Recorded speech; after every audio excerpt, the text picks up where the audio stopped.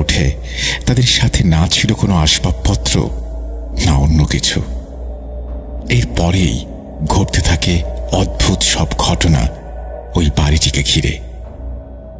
একদিন আমি ঘুমিয়েছিলাম, হঠাৎ করে আমার খ্রিস্টান প্রতিবেশী দৌড়ে আমার কাছে এসে বললেন, রহমান সাহেব, খেয়াল করুন, এদের আমার কাছে মোটেও ভালো লাগছে না। আমি বললাম, কি ব্যাপার, খুলে বলুন। তিনি বললেন, প্রতিদিন ওনাদের বাড়ি থেকে একজন লোক বেরিয়ে যায়, এলাকার দূরের একটা ডাস্টবিনে আবর্জনা ফেলে আসে সে। ওখানকার ইউনিয়ন থেকে জানা গেছে ওনাদের আবর্জনার মধ্যে ছাগলের পচা মাথা আর শরীরের বিভিন্ন অংশ থাকে, যা একেবারেই স্বাভাবিক নয়। ভাবার বিষয় হলো, ছাগলের মাথা এত যত্ন করে ওনাদের বাড়ির ওই আবর্জনার স্তূপে কেন ফেলা হচ্ছে? আপনি জানেন কিছু? ছাগলের এই মাথা সাধারণত জাদুটোনায় ব্যবহার করা হয়। আমার তো আগে থেকেই সন্দেহ ছিল, কিন্তু এখন ব্যাপারটা একেবারে স্পষ্ট হয়ে গেল। তারপর লুকোচুরি খেলবে? লুকোচুরি? You will never be alone.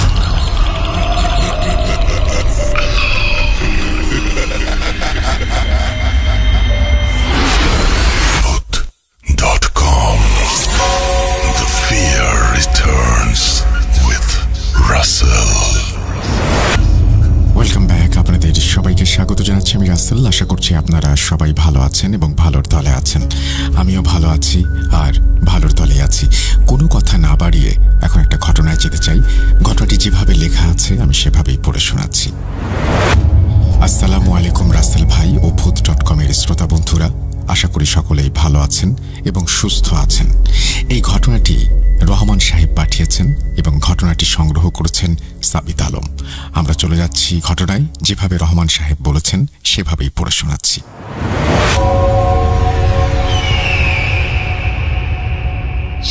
আমার নাম রহমান।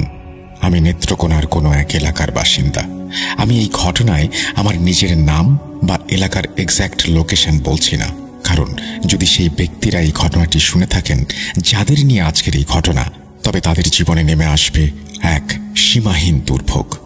এই ঘটনাটি আজ থেকে 2 বছর আগের।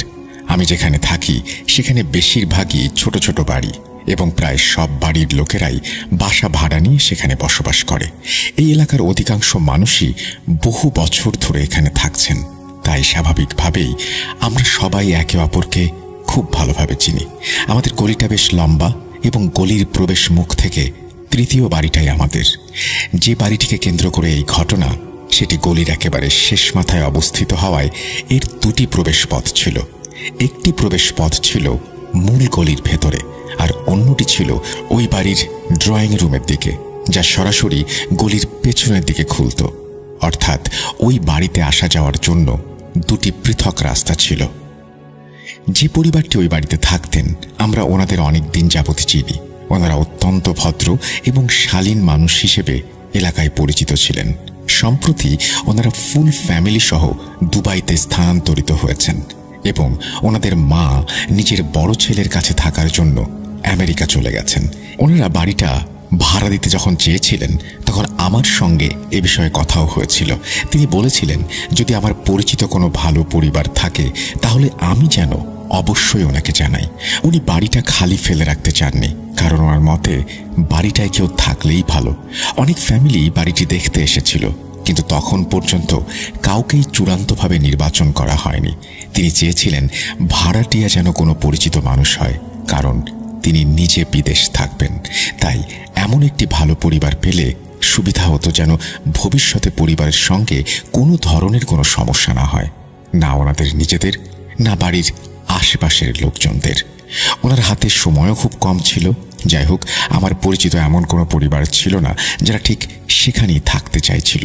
যেহেতু ওনাদের দেশ ছাড়ার সময় প্রায় কাছাকাছি চলে এসেছিল, সেহেতু ওনারা শেষ পর্যন্ত বাড়িটি একটি প্রপার্টি ডিলারের হাতে তুলে দিলেন, যেন তিনি সবকিছু দেখে শুনে বাড়িটি ভাড়া দিতে পারেন।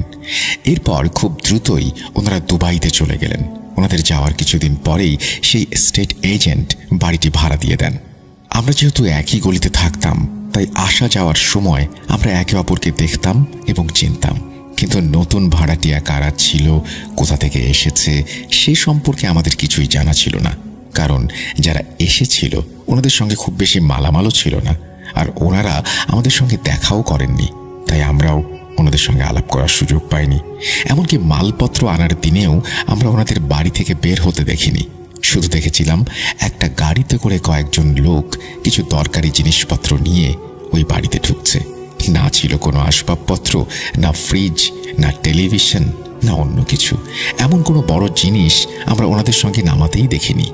যাই হোক, আমরা প্রাথমিকভাবে ভাবলাম হয়তো ওনারা স্থানীয়ভাবে স্থানান্তরিত হওয়ার পর ওনাদের বাকি সব জিনিসপত্র নিয়ে আসবেন, কারণ আসবাবপত্র ছাড়া তো আর জীবন চলতে পারে না। ওনারা ছিলেন অত্যন্ত নিরস প্রকৃতির মানুষ, কারো সঙ্গে কথা বলতেন না, এমনকি সালাম বা কুশলাদিও বিনিময় করতেন না। মাঝে মাঝে আমরা দেখতাম ওনাদের বাড়ির দুজন পুরুষ সদস্য বাইরে থেকে কিছু জিনিস আনতে গেলেই কেবল বাইরে যেতেন। ওই বাড়ির মহিলাদের আমরা একবারও দেখিনি। শুধু একবার একজনকে ফুললি বোরখা পরা অবস্থায় বাড়ির দরজায় দাঁড়িয়ে থাকতে দেখেছিলাম। আমরা যখন ভেতরে যাওয়ার চেষ্টা করছিলাম, তখন দেখলাম আমরা মহল্লার সবাই আমাদের প্রথা অনুযায়ী কিছু না কিছু খাবার তৈরি করে ওনাদের বাড়িতে স্বাগত জানানোর জন্য পাঠানোর চেষ্টা করছিলাম, কিন্তু কেউ দরজা খুলল না। ওনাদের কাজকর্ম আমাদের কাছে বেশ সন্দেহজনক মনে হয়েছিল। ওনারা খুব অল্প সময়ের জন্য বাইরে যেতেন এবং দ্রুতই বাড়িতে ফিরে আসতেন। বাড়ির প্রতিটি দরজা এবং জানালা সবসময় শক্ত করে বন্ধ থাকত। এই সমস্ত বিষয় আমাদের জন্য বেশ অদ্ভুত ছিল। কিছুদিনের মধ্যেই মহল্লার এই পরিবারটিকে নিয়ে নানা রকম গুজব ছড়াতে শুরু করলো। এই বাড়ির ঠিক পাশের বাড়িটা ছিল আমাদের মহল্লার এক ছোট ভাইয়ের। সে একদিন মহল্লার সবাইকে জানালো যে ওই বাড়ি থেকে ছাগলের ডাকের মতো আওয়াজ আসছে। হ্যাঁ, আমি একবার দেখেছিলাম যে ওনারা একটা ছাগল নিয়ে ওই ঘরে ঢুকেছে, যদিও তখন কোরবানির বা ঈদের মৌসুম ছিল না। আমি তখন ভেবেছিলাম হয়তো ওনাদের কোনো পশুপালনের ব্যবসা থাকতে পারে। তখন আমাদের এক বুড়ো দাদু আমাকে বললেন, বাবা, জীবনটা বুঝে চলতে হয়। এই চুল তো আর রোদে সাদা হয়নি। যদি পশুপালনের খামারি হতো, তাহলে কি ওনারা এভাবে একটা ছাগল নিয়ে ঘরে রাখতো? আর কেই বা নিজেদের বসবাসের ঘরে ছাগল রাখে? তুমি তো জানো এই ঘরটা তেমন বড়ও নয়। ওই দাদুর কথাগুলো একদম যুক্তিযুক্ত ছিল। আমি বললাম, আপনার ঘর তো একদম কাছে, আপনি না হয় একবার ওনাদের কাছ থেকে ব্যাপারটা জানার চেষ্টা করুন। তখন তিনি বললেন, ওরা তো কারো সঙ্গেই কথা বলে না, সালামের জবাব পর্যন্ত দেয় না। চুপচাপ বাড়ি থেকে বেরিয়ে নিজেদের কাজ সেরে আবার নিঃশব্দে ঘরে ফিরে যায়। যে মানুষ সালামের জবাব দেয় না, আমি তার সঙ্গে কিভাবে কথা বলবো বলতো? ওরা সামনে দিয়ে এমনভাবে চলে যায় যেন কানে কিছুই শোনে না, চোখে কিছুই দেখে না। আমি নিজেও এই বিষয়টা লক্ষ্য করেছিলাম, তাই আমি প্রতিবেশীদের বলেছিলাম, আপনারা ওনাদের উপর কড়া নজর রাখুন, নাহলে বাড়িওয়ালাকে দুবাইয়ে ফোন করে সবটা জানাতে হবে। এখন আমি প্রায়ই বাইক পার্ক করার সময় বা বাইরে থেকে আসা যাওয়ার সময় ওই বাড়িটির দিকে একবার নজর দিই। এই ভেবেছে হয়তো কাউকে বাইরে দাঁড়িয়ে থাকতে দেখব এবং তার সঙ্গে কথা বলতে পারবো, কিন্তু এমনটা কখনোই হতো না। বাড়িটা সবসময় বন্ধ থাকতো। গলিতে যে ছেলেরা খেলাধুলা করত, সেই বাচ্চারা একদিন বলল যে ওই বাড়ির কেউ ময়লা ফেলে না, আর যখন পরিচ্ছন্নতা কর্মীরা আসে তখন ওনারা সেই পরিচ্ছন্নতা কর্মীদেরও মানা করে দেয়। এটা আমার জন্য বেশ অবাক করার মতো একটা ব্যাপার ছিল। তার মানে হয় ওনাদের বাড়িতে কোনো ময়লাই হয় না, অথবা ওনাদের কোনো পরিচ্ছন্নতা কর্মীর প্রয়োজন পড়ে না। একবার আমাদের এক পরিচ্ছন্নতা কর্মী বলেছিলেন যে ওরা ময়লা আমাদের দেয় না, নিজেরাই কোথাও দূরে ফেলে দিয়ে আসে। আমি জানি না ওদের ময়লার মধ্যে এমন কি থাকে। এইসব কথা শুনে আমি খুব চিন্তিত হয়ে পড়লাম। আসলে এরা কারা? আমি যেহেতু একজন বাবা, তাই প্রতি সপ্তাহান্তে ছেলেদের নিয়ে কোথাও না কোথাও ঘুরতে যেতাম। এমনই এক সন্ধ্যায় আমি ওই দুইজন লোককে একটা পিৎজার রেস্টুরেন্টে দেখেছিলাম। ওনারা মাস্ক পরে দুজন মেয়ের সঙ্গে বসে কথা বলছিলেন। আমি আড়াল থেকে ওনাদের দিকে নজর রাখছিলাম। ওনারা সেখানে কিছু অর্ডার দিলেন না। সেই দুজন লোক মেয়েদের সঙ্গে খুব নিচু স্বরে কিছু জরুরি কথা সারছিলেন। কথাগুলো কি ছিল তা দূরত্বের কারণে আমি শুনতে পাইনি, কিন্তু আমি দেখলাম মেয়েরা দুটো খাম ওই ছেলেদের হাতে তুলে দিল। ছেলেরা খাম দুটো নিয়ে একটা কাগজে কিছু লিখে সেখান থেকে চলে গেল, আর ওই দুই মেয়ে একটা রিক্সা নিয়ে নিজেদের বাড়ির দিকে রওনা হলো। আমি আর আমার স্ত্রী পুরো ঘটনাটা নিজেদের চোখে দেখলাম। আমরা যখন ঘটনাটা দেখছিলাম তখন কিছুই বুঝতে পারছিলাম না যে ঠিক কি ঘটছে বা কি নিয়ে চুক্তি হচ্ছে। যাই হোক, সময় কেটে যাচ্ছিল। ওনাদের বাড়িতে আমরা কাউকে আসতে দেখছিলাম না, কাউকে যেতেও দেখছিলাম না। আমরা মহল্লার সবাই মিলে এলাকার মুরব্বীদের অভিযোগ জানালাম।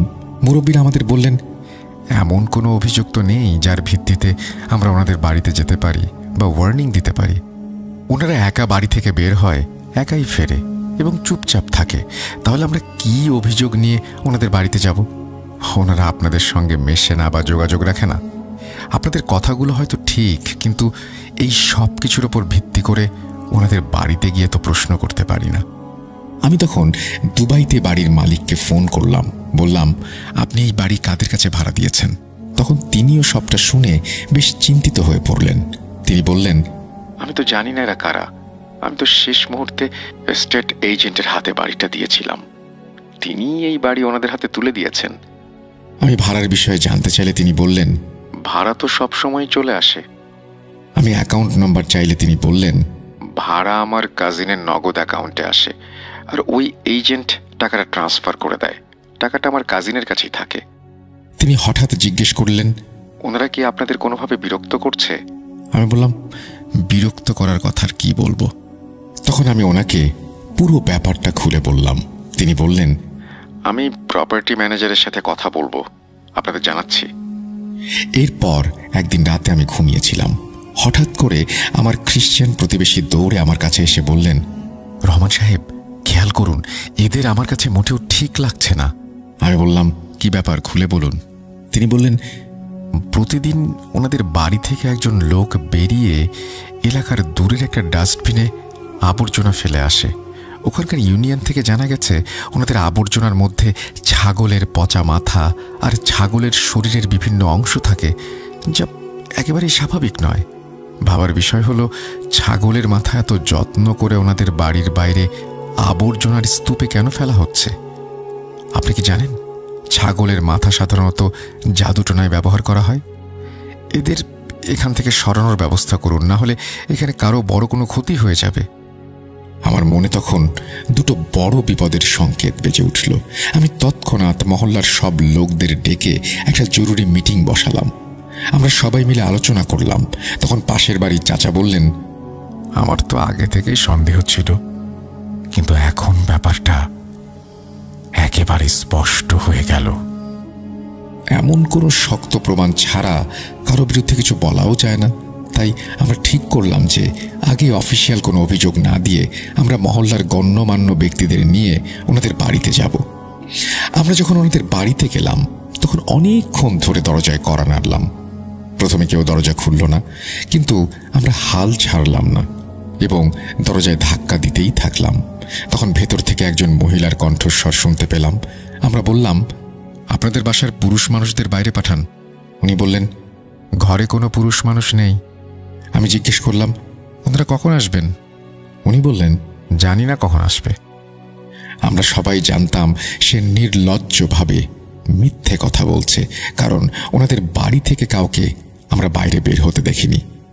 আমরা খুব কড়া সুরে ওনাকে জানিয়ে দিলাম এবং ওনাদের কাছে বার্তা পৌঁছে দিলাম যে সন্ধ্যায় যেন ওনারা এলাকার ডিফেন্স পার্টি অফিসে এসে দেখা করে, খুব জরুরি কাজ আছে।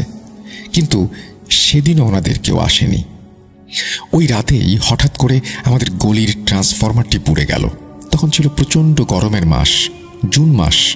যাদের বাড়িতে জেনারেটর বা আইপিএস ছিল ওনারা তো বাড়ির ভেতরেই ছিল, কিন্তু যাদের বাড়িতে জেনারেটর বা আইপিএসের ব্যবস্থা ছিল না ওনারা সবাই গরমের কারণে বাইরে বেরিয়ে এসেছিলেন। কিন্তু আশ্চর্যের বিষয় হলো, ওই বাড়ি থেকে কেউ বের হলো না। সারা রাত বিদ্যুৎ ছিল না, তবুও ওই বাড়ির পর্দা এক চুলও সরল না। জানালাও একটু খোলা হলো না। এই ঘটনা আমাদের গলির সবাইকে আরও বেশি চিন্তায় ফেলে দিয়েছিল এবং ওনাদের ওপর আমরা সবাই ভীষণ রেগে গিয়েছিলাম। একদিন আমাদের পাশের বাড়ির মেয়ে রোকসানা সন্ধ্যার সময় বাইরে বেরিয়ে এলো। বাচ্চারা তখন ক্রিকেট খেলতে যাচ্ছিল। ঠিক সেই মুহূর্তে একটা লোক ওই বাড়ি থেকে একটা বড় কালো শপিং ব্যাগ হাতে বেরিয়ে এলো। সে বরাবরের মতোই নিজের আবর্জনা ফেলতে যাচ্ছিল। রোকসানার মাথায় তখন কি ভর করলো কে জানে। সে দৌড়ে গিয়ে লোকটার হাত থেকে শপিং ব্যাগটা ছিনিয়ে নিল। লোকটা এই ধরনের আকস্মিক আক্রমণের জন্য একেবারেই প্রস্তুত ছিল না। মেয়েটা ব্যাগটা ছিনিয়ে নিল, কিন্তু সে এতটাই দৃঢ় প্রতিজ্ঞ ছিল যে লোকটা তার কাছ থেকে ব্যাগটা কেড়ে নেয়ার কোনো সুযোগই পেল না। খোলা রাস্তায় ক্রিকেট খেলার প্রস্তুতিতে মগ্ন কিছু ছেলে ওনাকে দেখছিল। পুরো মহল্লার ছোট বড় সবাই এই বিষয়টা সম্পর্কে জানত। সবাই জানত কারা এর সঙ্গে জড়িত। হঠাৎ করে এক মহিলা জোরে চিৎকার শুরু করলো। ক্রিকেট ম্যাচের প্রস্তুতিতে ব্যস্ত ছেলেদের হাতে বল ছিল। পরিস্থিতি দেখে ছেলেরা দ্রুত ওই মহিলার দিকে ছুটে গেল। ময়লার ব্যাপারটা ছেলেরাও জানত। ওই মহিলা জোরে চিৎকার করে বলল, এই ব্যাগটা ছেড়ো, এই ব্যাগটা। এই দৃশ্য দেখে ওই লোকটা বুঝতে পারল যে পরিস্থিতি তার নিয়ন্ত্রণের বাইরে চলে গেছে। সে দ্রুত তার বাড়ির দিকে দৌড়ে গেল এবং দরজা খুলে ঘরের ভেতরে ঢুকে পড়ল। ওই মহিলা চিৎকার শুনে বুঝতে পেরেছিল যে যদি সে প্রতিবাদ করে তাহলে বাচ্চারা ওকে ধরে বেদম মারবে। বাচ্চারা তখন সবাই মিলে শপিং ব্যাগটা ছিঁড়ে ফেলল। শোরগোল শুনে মহল্লার সবাই বাড়ি থেকে বেরিয়ে এলো। সবাই নিজেদের মোবাইল ফোন বের করলো, যেন প্রমাণ থাকে যে শপিং ব্যাগের ভেতরে কি আছে বা কি ছিল। আর শপিং ব্যাগটা ছিঁড়ে যেতেই ভেতর থেকে এত বাজে গন্ধ বের হচ্ছিল যে সবাই নাকে কাপড় চেপে ধরল। ব্যাগ থেকে বের হলো পচা ছাগলের মগজ, যা পচে গলে একাকার হয়ে গেছে। মহল্লার লোকেরা তা দেখে এতটাই রেগে গেল যে ওনারা সেই বাড়িতে হামলা করে দিল এবং দরজায় জোরে জোরে ধাক্কাতে শুরু করলো। তবে ওনাদের মধ্যে একজনও বাইরে বেরিয়ে এলো না। হয়তো ওনারা সবাই ঘরে লুকিয়েছিল অথবা জানালা দিয়ে এই সব ঘটনা দেখছিল। কিছুক্ষণের মধ্যে পুলিশও এসে পৌঁছালো এবং ওনারা নিজেদের চোখে সবকিছু দেখল। দরজায় আবার সজোরে ধাক্কা দেয়া হলো। এবার ভেতর থেকে আবারও একজন মহিলার কণ্ঠস্বর শোনা গেল। সে বলল, কাল আপনারা মহল্লায় মিটিং ঠিক করে নিন। আমার ভাইয়েরা এখন বাড়িতে নেই। মিটিংয়ে ভাইরা এসে যাবে। আপনাদের যা বলার বাড়ির পুরুষদেরকেই বলবেন। আমরা বললাম, আমরা তো বাড়িতে পুরুষের সঙ্গে কথা বলতে এসেছি। তুমি কেন বারবার গেটের কাছে আসছো? ওদের পাঠাও। ওই মহিলা তখন বলল, এই সময় আমি বাধ্য হয়ে এসেছি, কারণ বাড়িতে এখন কোনো পুরুষ নেই। অথচ তার স্বামী আমাদের চোখের সামনেই বাড়িতে ঢুকেছিল। ওই মহিলা কিভাবে এত সহজে মিথ্যা কথা বলছিল আমরা বুঝতে পারছিলাম না। আমরা চেঁচিয়ে বললাম, তোমার স্বামী তো এই বাড়িতেই ঢুকেছে। সে কি উড়ে গেছে নাকি, না অন্য কোথাও চলে গেছে? কিন্তু সে স্পষ্টভাবে সে কথা অস্বীকার করল। এখন বাড়িতে কোনো পুরুষ মানুষ নেই। আপনারা সন্ধ্যায় এসে কথা বলুন। আমরা তখন আর কোনো কিছু করতে পারতাম না। যদি জোর করে কিছু করতাম তাহলে অনেক বড় ঝামেলা হয়ে যেত। ওই মহিলা বেশ চালাক ছিল। যদি তেমন কিছু হতো তাহলে ওনারা সব দোষ আমাদের অর্থাৎ পাড়া প্রতিবেশীদের ওপর চাপিয়ে দিত। পাড়ার সবাই এই বিষয়টা নিয়ে খুব চিন্তিত ছিল। আমি আবার দুবাইতে ফোন করে বাড়িওয়ালাকে পুরো ঘটনাটা জানালাম। তিনি তখন ওনাদের দেয়া জাতীয় পরিচয়পত্রের একটি কপি চাইলেন, যেন আমরা নিশ্চিত হতে পারি যে এই লোকটাই সেই ব্যক্তি যাকে বাড়ি ভাড়া দেওয়া হয়েছিল। এখন এই আইডি কার্ড যাচাই করার পালা। এর উপর যে ঠিকানা দেয়া ছিল সেটি গোপালগঞ্জের। এই কাজটা সকালেই করা সম্ভব ছিল। পরের দিন সকালে আমরা 2-3 জন মিলে প্রপার্টি ডিলারের কাছে গেলাম। তখন তিনিও বেশ চিন্তিত হয়ে উঠলেন। তিনি বললেন, আমাদের কাছে তো দুই পক্ষই চুক্তি করে। আমরা কেবল দুই পক্ষকে মিলিয়ে নিই। কার আচরণ কেমন সেটা তো আমাদের জানার কথা নয়। কিন্তু আমি সন্ধ্যার মিটিংয়ে অবশ্যই আসব, আর আমরা ওনাদের নিজেদের পক্ষ থেকে বাড়ি খালি করার জন্য নোটিশ দিব। আপনারা চিন্তা করবেন না। হ্যাঁ, কিন্তু আমরা কিভাবে চিন্তা না করে থাকতাম? এখানে প্রপার্টি ডিলারেরও কোনো দোষ ছিল না। স্পষ্ট ব্যাপার হলো ওনারা কাউকে ব্যক্তিগতভাবে চেনেন না। সকাল থেকে সন্ধ্যা পর্যন্ত সবাই ওই বাড়ির দরজা একবারও খুলল না। যাই হোক, সন্ধ্যা হলো, সবাই জমায়েত হলো, কিন্তু যাদের সঙ্গে কথা বলার ছিল, যাদের জন্য এই মিটিং রাখা হয়েছিল, ওনারা সবাই উধাও। আমরা কিছুক্ষণ অপেক্ষা করলাম। যখন নিশ্চিত হলাম যে কেউই আসবে না, তখন আমরা সবাই মিলে ওনাদের দরজার দিকে এগিয়ে গেলাম। দরজায় বেল বাজিয়ে আমাদের হাত ব্যথা হয়ে গেল, কিন্তু কেউ দরজা খুলল না। তখন গেট টপকে ভেতরে যাওয়ার সিদ্ধান্ত নেওয়া হলো। গেট টপকে ভিতরে গিয়ে দরজাটা খুলে দেয়া হলো। সব মহল্লার লোকেরা এবং জেলা পরিষদ সদস্যরা ভেতরে প্রবেশ করলেন, কিন্তু ভেতরে কাউকে পাওয়া গেল না। ঘরের ভেতর থেকে পচা মাংসের এক তীব্র দুর্গন্ধ আসছিল। ভেতরে আমরা যা কিছু দেখলাম তা আমাদের আতঙ্কিত করার জন্য যথেষ্ট ছিল। অদ্ভুত সব জিনিসপত্র দেখে আমরা হতবাক হয়ে গেলাম। দেয়ালের এখানে সেখানে কয়লা দিয়ে অদ্ভুত ভাষায় কিছু লেখা ছিল, সঙ্গে কিছু বিচিত্র চিহ্নও আঁকা ছিল। পরিষ্কার বোঝা যাচ্ছিল যে রাতের কোনো একটা সময় ওনারা পেছনের দরজা দিয়ে ঘর ছেড়ে পালিয়ে গিয়েছে। ওনাদের কাছে কোনো মালপত্র ছিল না, তাই ওনাদের জন্য পালানোও খুব সহজ ছিল। ইউনিয়নের লোকেরা আমাদের সঙ্গেই ছিল। ঘরের ভেতরে রান্নাঘরের মেঝে রক্তে ভেসে যাচ্ছিল, যা দেখে মনে হচ্ছিল অনেক দিন ধরে এখানে পড়ে আছে এগুলো। রান্নাঘরের একপাশে কিছু ধারালো ছুরি আর চাপাতি ছিল। রান্নাঘরের ক্যাবিনেটে ছাগলের মাংস ঝুলছিল, যা দেখে মনে হচ্ছিল একদিনের পুরনো, অর্থাৎ ছাগলগুলো এখানেই রান্নাবান্না জবাই করা হতো। একপাশে ছাগলের লিভার, ফুসফুস এবং হৃৎপিণ্ড পড়েছিল। পুরো বাড়িটা খালি ছিল, শুধু রান্নাঘরে 5টা প্লেট আর বিভিন্ন রেস্টুরেন্টের শপিং ব্যাগ পড়েছিল। স্পষ্ট বোঝা যাচ্ছিল যে এই বাড়িতে রান্না হতো না, কারণ প্লেট ছাড়া রান্নাঘরে মাত্র 2টো গ্লাস ছিল। কোনো বাটি বা পাতিল ছিল না, আর কিছুই দেখা গেল না। ব্যবহৃত জিনিসপত্রের মধ্যে ঘর থেকে মাত্র 6টা বালিশ পাওয়া গেল। না ছিল কোনো চাদর, না কোনো কাপড়, কিচ্ছু না। সবচেয়ে বড় কথা হলো, যখন ওপরের ঘরটা খোলা হলো, আপনারা বিশ্বাস করবেন না, আমরা সবাই ভয়ে আমাদের চোখ ফিরিয়ে নিলাম, চোখ দুটো শক্ত করে বন্ধ করে নিলাম। আমরা চাইনি ওই নোংরা দৃশ্য আমাদের চোখে পড়ুক।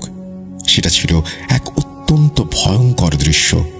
এমন শয়তানও আমাদের মধ্যে আছে যারা শুধুমাত্র কিছু টাকার জন্য মানুষের হাসি খুশি জীবন নষ্ট করে দেয়। আমার তখন মন চাইছিল ওই লোকগুলো যদি আমার সামনে আসতো, তাহলে আমি ওনাদের সবাইকে ধীরে ধীরে যন্ত্রণা দিয়ে ঠিক একইভাবে মারতাম, যেভাবে ওনারা ওনাদের জাদুর মাধ্যমে অন্য নিরাপরাধ লোকদের সঙ্গে খেলছিল। ওই ঘরে দেয়ালের বিভিন্ন জায়গায় হুক লাগানো ছিল এবং সেগুলোর ওপর পুতুলগুলোকে ফাঁসির মতো করে ঝুলিয়ে রাখা হয়েছিল। প্রতিটি পুতুলের ওপর আলাদা আলাদা নাম লেখা ছিল। কিছু পুতুলে সূঁচ ঢোকানো ছিল, আর কিছু পুতুল তখনও অসম্পূর্ণ ছিল। যেই পুতুলগুলো বানাচ্ছিল সেই হাত দিয়েই সেলাই করে এক পাশে রেখে দিয়েছিল, আর কিছু পুতুলে কেবল তুলা ভর্তি করা বাকি ছিল। এই দৃশ্যটা এমন ছিল যে পরিষ্কার বোঝা যাচ্ছিল ওনারা হঠাৎ করেই সবকিছু ছেড়ে পালিয়ে গিয়েছে, কারণ আমরা ওনাদের আসল চেহারাটা ধরে ফেলেছিলাম। ঘরের আলমারির ভেতর থেকে কিছু লেবু, লবণ, চিনি আর একটা নোটবুক পাওয়া গিয়েছিল, যেখানে কিছু মানুষের নাম এবং ওনাদের শরীরের কোথায় কোথায় কষ্ট দিতে হবে সেই জায়গাগুলোর কথাও লেখা ছিল। আর একটা ছোট কাগজে 4-5টা নাম আর তাদের কাছ থেকে পাওনা টাকার বিস্তারিত বিবরণ ছিল। কারো কাছ থেকে 1.5 লাখ, কারো কাছ থেকে 2 লাখ, কারো কাছ থেকে 1 লাখ, কারো কাছ থেকে 5 লাখ। যার যার সামর্থ্য অনুযায়ী রেট ঠিক করা ছিল। আলমারির ভেতর থেকে 1-2টি ছবিও পাওয়া গিয়েছিল, যার মধ্যে একটাতে কারো বুকের ওপর দাগ দেওয়া হয়েছিল। এই সব কিছুর বর্ণনা এমন ছিল যেন চিৎকার করে বলছিল সে এখানে কি ভয়ানক কাণ্ড ঘটত। আমরা সবকিছুর ছবি তুলে বাড়িওয়ালাকে পাঠিয়ে দিলাম, আর তিনিও অবাক হয়ে গেলেন যে তার বাড়িতে এই সব ঘটেছিল। হঠাৎ করে বাড়িওয়ালার কাজিনও এসে পড়লেন। ওনারা সবকিছু নিজের চোখে দেখলেন। পরে জানা গেল ভাড়াটিয়াদের দেয়া আইডি কার্ডটাও নকল ছিল। তাদের ব্যাংকিং অ্যাকাউন্টের নাম্বারটিতেও যোগাযোগ করার চেষ্টা করা হয়েছিল, কিন্তু সেই নাম্বারটা ব্লক করা ছিল। আর সেই সিম কার্ডটাও কোনো এক মৃত মানুষের নামে রেজিস্ট্রেশন করা ছিল। সবকিছুই নকল, 2 নম্বর। ওই 2 নম্বর লোকদের তাড়িয়ে দেওয়ার পর পরিচ্ছন্নতা কর্মীদের দিয়ে পুরো ঘরটা পরিষ্কার করানো হলো। বাড়ির মালিকের কাজিন একজন হুজুরকে নিয়ে এসেছিলেন। ওনার পরামর্শে এখানে কোরআন খতম দেয়া হলো, যেন এই ঘর থেকে খারাপ কোনো কিছুর প্রভাব চলে যায়। কিন্তু এই ঘরের ভয় আর আতঙ্ক পুরো মহল্লায় ছড়িয়ে পড়েছিল। তারপর থেকে এই বাড়িটা ফাঁকাই পড়ে রইল, আর আজও সেটা ফাঁকা। এলাকার ইমাম সাহেব প্রায়ই কোরআন পড়ানোর জন্য বাচ্চাদের নিয়ে আসেন, সেখানে পড়াশোনা করান। কিন্তু আমাদের সবার মনে এই বাড়িটার ব্যাপারে একটা ভয় স্থায়ীভাবে বাসা বেঁধে ফেলেছে।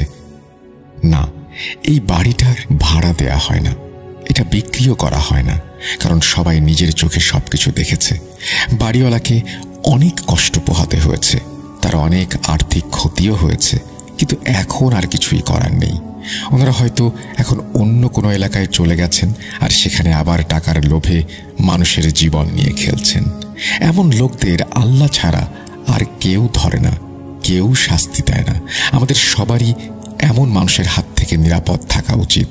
পরে আমার মনে হলো, আমি সেদিন রেস্টুরেন্টে দুজন মহিলাকে দেখেছিলাম ওই লোকগুলোর সঙ্গে।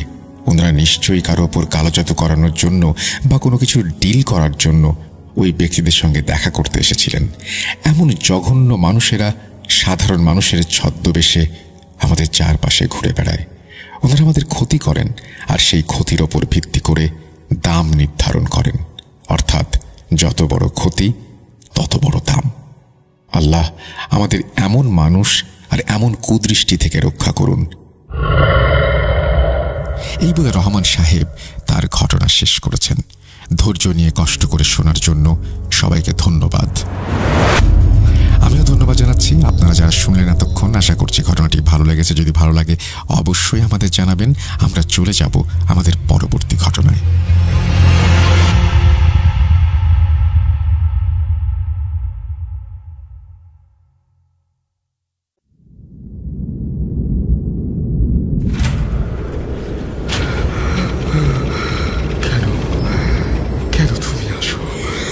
আমি শুধু তোমার সাথেই থাকতে চাই। কিভাবে সম্ভব? মৃতদের এই পৃথিবীতে থাকতে নেই। তুমি তুমি চলে যাও, চলে যাও, প্লিজ চলে যাও। সবটাই কি ইলুশন, নাকি অন্য জগতের কেউ কখনো হাজির হয়ে যায় চোখের পলকে? Bhoot.com with Russell। Welcome back. আশা করছি আপনারা সবাই ভালো আছেন এবং ভালোর দলে আছেন। আমিও ভালো আছি আর ভালোর দলে আছি। এবারে যে ঘটনায় যাব সেই ঘটনাটি আমাদের জুনায়েদ হুজুরের। আশা করছি আপনাদের ভালো লাগবে, কারণ আপনারা প্রচুর সাড়া দিয়েছেন। এই ঘটনাটি আপনারা বারবার চেয়েছেন। যেভাবে লেখা আছে আমি সেভাবেই পড়ে শোনাচ্ছি। আসসালামু আলাইকুম রাসেল ভাই ও প্রিয় শ্রোতা বন্ধুরা। আশা করি আল্লাহর অশেষ রহমতে আপনারা সবাই ভালো আছেন এবং ভালোর দলেই আছেন। আমি মোহাম্মদ ইয়াসিন বলছিলাম গাজীপুরের কোনো একটা জায়গা থেকে। আজ আবারও জুনায়েদ হুজুরের নতুন একটা ঘটনা নিয়ে হাজির হলাম। আশা করি আপনাদের কাছে ভালো লাগবে। ঘটনায় ভুল ত্রুটিগুলো ক্ষমা সুন্দর দৃষ্টিতে দেখবেন। রাসেল ভাই, ঘটনাটি শুরুর আগে আমি আপনার প্রশ্নের উত্তর দিতে চাই। আপনি 5 ভাগের মাঝবান এপিসোডে প্রশ্ন করেছিলেন আমি জিনকে কি রূপে দেখি বা তারা আমার সামনে কোন রূপে আসে। উত্তরটা হলো আলোকিত একটি লম্বা অবয়ব। আলোর কারণে চোখ খোলাই যায় না, অথবা আপনজনের রূপে কিংবা বেড়ালের রূপে আমার সামনে আসে, মিষ্টি সুরে কথা বলে। যাই হোক, ফিরে আসি ঘটনায়। জুনায়েদ হুজুর আমাকে যেভাবে বলেছেন আমি ঠিক সেইভাবেই বলার চেষ্টা করছি। বলছেন জুনায়েদ হুজুর,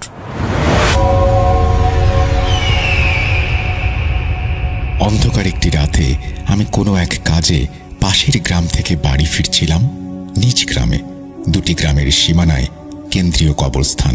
এই কবরস্থানে সব ধরনের মানুষকে কবর দেয়া হয়। ওই কবরস্থানকে ঘিরে অনেক ঘটনা। তো আমি কবরস্থানের সীমানার কাছাকাছি চলে আসলাম। একাই হাঁটছি। রাস্তার একটি কুকুরকেও দেখা যাচ্ছে না। কবরস্থানের মূল গেইটে পৌঁছাতেই আমার শরীর ভার হয়ে যায়। হঠাৎ কোথা থেকে একটি কালো কুচকুচে কাক এসে থাবা মেরে আমার টুপিটা নিয়ে চলে যায় কবরস্থানের ভেতরে। এইবার আমি কবরস্থানের দিকে মুখ ফেরাই। দেখতে পাই কবরস্থানের ঠিক মাঝখান থেকে একটি আলো ভেসে আসছে। আমার আগ্রহ বেড়ে যায়। হঠাৎ ইসমাইল আমার কানে কানে বলে ওঠে, হুজুর, ভেতরে যাবেন না, ভেতরে শুধু মোহ। যদি একবার প্রবেশ করেন আপনার সাথে আমি প্রবেশ করতে পারবো না। হঠাৎ কবরস্থান থেকে একটি মিষ্টি আওয়াজ আমার কানে ভেসে আসে। আমি ইসমাইলের কথার তোয়াক্কা না করে কবরস্থানে প্রবেশ করলাম। মনে হচ্ছিল কোনো একটা কিছু আমাকে টেনে নিয়ে যাচ্ছে সেই মিষ্টি সুরের দিকে। হঠাৎ আমি হোঁচট খেয়ে পড়ে যাই। একটি গর্তের মধ্যে গিয়ে পড়ি। তখন আমার মোহ ভেঙে যায়। দেখতে পাই একটি পুরনো ভাঙা কবর। হঠাৎ আমার হাতে শক্ত একটা কিছুর স্পর্শ লাগলো। টান দিতেই দেখি একটি হাড়। আমি ভয়ে কেঁপে উঠলাম। হঠাৎ কবরের সামনে থেকে কর্কশ কণ্ঠে কেউ বলল, কিরে, তুই আমার ঘরে কি করিস? বুঝেছি, আজ তোকে বলি দেয়া হবে। আমি কিছু বুঝতে পারছিলাম না। কে আবার বলি দেবে আমাকে? এবার আমি মনে সাহস সঞ্চার করে বিসমিল্লাহ বলে কবর থেকে এক লাফে উঠে আসি। কিন্তু রাত যত বাড়ছে ততই অন্ধকার হচ্ছে। আকাশের দিকে তাকাতেই বুঝতে পারলাম আজ অমাবস্যার রাত। হায় আল্লাহ, এ আমি কি বিপদে পড়লাম! দিক বিদিক হয়ে আমি ছুটতে শুরু করি, কিন্তু কবরস্থান থেকে বের হওয়ার কোনো রাস্তা খুঁজে পাচ্ছিলাম না। হঠাৎ আবার একটি গর্তে পড়ে যাই। হঠাৎ সেই শোনা পুরনো কর্কশ কণ্ঠস্বরটা আবারও ভেসে আসে। কিরে, আর কত দৌড়াবি? দৌড়ে কোনো লাভ নেই। আসলেই আমি আবার সেই স্থানেই চলে এসেছি। উপায় না পেয়ে আমি আবার কবর থেকে বের হয়ে আসি। সারা শরীরে রক্তের দাগ। হঠাৎ একদল কাক উড়ে এসে আমার মাথার উপরে কা কা আওয়াজ শুরু করলো। আমি আমার কান ধরে বসে পড়ি, মনে মনে আল্লাহকে স্মরণ করি। সেই মুহূর্তে আমার মনে কোনো দোয়া আসছিল না। হঠাৎ আমার কানে সেই মিষ্টি সুর ভেসে উঠল। আমি যেন আবার বিমোহিত হয়ে ছুটে চললাম সেই আওয়াজের দিকে। কতক্ষণ যে হেঁটেছি আমার মনে নেই। হঠাৎ আমি লাফ মেরে উঠি। আমার মোহ ভেঙে যায়। দেখতে পাই এক ৮০-৯০ বছর বয়সী লোক বসে বসে কি যেন বিড়বিড় করছে। আমাকে দেখে নারী আর পুরুষ মিশ্রিত কণ্ঠে বলে উঠল, কিরে জুনায়েদ, আমাকে চিনতে পেরেছিস? সেই ৫ বছর আগে আমাকে অপদস্থ করে ৭ মোহের বাদশার হাতে তুলে দিয়েছিলি। আমি বলেছিলাম আমি ফিরে আসব। দেখ, আমি আমার কথা রেখেছি। আমি ফিরে এসেছি। এখন তুই সহ তোর গ্রামবাসীদের জীবন আমি জাহান্নামে পরিণত করব। সে অট্ট হাসিতে মেতে উঠল। তার এই পৈশাচিক হাসি পুরো কবরস্থানের মধ্যে প্রতিফলিত হচ্ছিল। আমি জিজ্ঞেস করলাম, কে তুমি? আমি চিনতে পারলাম না। আমাকে ভুলে গেছিস? আমি হলাম সামাদ জাদুকর। তুই কিভাবে ফিরে আসলি? তোকে তো ৭ মোহের বাদশা সমুদ্রের মাঝখানে বন্দী করে রেখেছিল। প্রিয় শ্রোতা বন্ধুরা, এখন নিশ্চয়ই জানতে ইচ্ছে করছে কে এই সামাদ জাদুকর যাকে ৭ মোহের বাদশা বন্দী করেছিল। তাহলে আমাদের ফিরে যেতে হবে অতীতের ৫ বছর আগে। তো চলুন অতীতের ছেঁড়া পৃষ্ঠাটি আর একবার উল্টাই। সময়টা তখন শীতকাল। গ্রামের মানুষরা নিশ্চিন্তে তাদের দিন অতিবাহিত করছে। কিন্তু একদিন এক মুসাফির আসে আমাদের গ্রামে। জীর্ণ শীর্ণ অবস্থা তার। দেখে মনে হচ্ছিল অনেক দিন ধরে কিছু খায়নি। তো গ্রামের দক্ষিণ দিকে আমাদের হিন্দু সম্প্রদায় মানুষদের একটি বিরাট বট গাছ ছিল। তারা সেই বট গাছে বিভিন্ন ধরনের মানত করত। তো সেই মুসাফির ওই বট গাছটিতে গিয়ে আশ্রয় নিল। তার এই খারাপ অবস্থা দেখে হিন্দু ভাই বোনেরা কিছু খাবার দিয়ে যেত। এভাবে ২ দিন কেটে গেল। কিন্তু ৩ দিনের মাথায় একটি ২ বছরের বাচ্চা পানিতে পড়ে যায়। পানি থেকে তুলে সবাই দেখতে পেল সে আর শ্বাস নিচ্ছে না। তার মানে সে মারা গেছে। হঠাৎ সেই মুসাফির এগিয়ে এসে বাচ্চাটির পিঠে সজোরে আঘাত করে আর বাচ্চাটি চিৎকার করে কেঁদে ওঠে। বাচ্চাটি ছিল হিন্দু পরিবারের। এই দেখে গ্রামের সব হিন্দুরা ওই লোকটাকে পুজো করতে শুরু করে। ওই মুসাফির আমাদের মুসলিমদের মধ্যেও বিশৃঙ্খলা সৃষ্টি করেছিল। আমি চিন্তায় পড়ে যাই। তো একদিন রাতে আমার জিনদের সাথে আলোচনায় বসি। ইসমাইল বলে উঠল, হুজুর, জানি আপনার মনে একটাই প্রশ্ন, মৃত বাচ্চাকে কিভাবে জীবন্ত করা সম্ভব। কিন্তু হুজুর, আমি যদি বলি সম্ভব, কিভাবে? এ তো অনেক সহজ। যদি বাচ্চাটি মারাই না যায় তাহলে তাকে বাঁচানো যাবেই। আমি বুঝতে পারছি না, ঠিক করে বলো। মনে হচ্ছে আমাদেরকে দেখানো হয়েছে বাচ্চাটি মৃত। ওই যে মুসাফির, আসলে সে একজন কালো জাদুকর। মানুষের বিশ্বাস অর্জন করার জন্য পুরো ঘটনাটিকে সে সাজিয়েছে।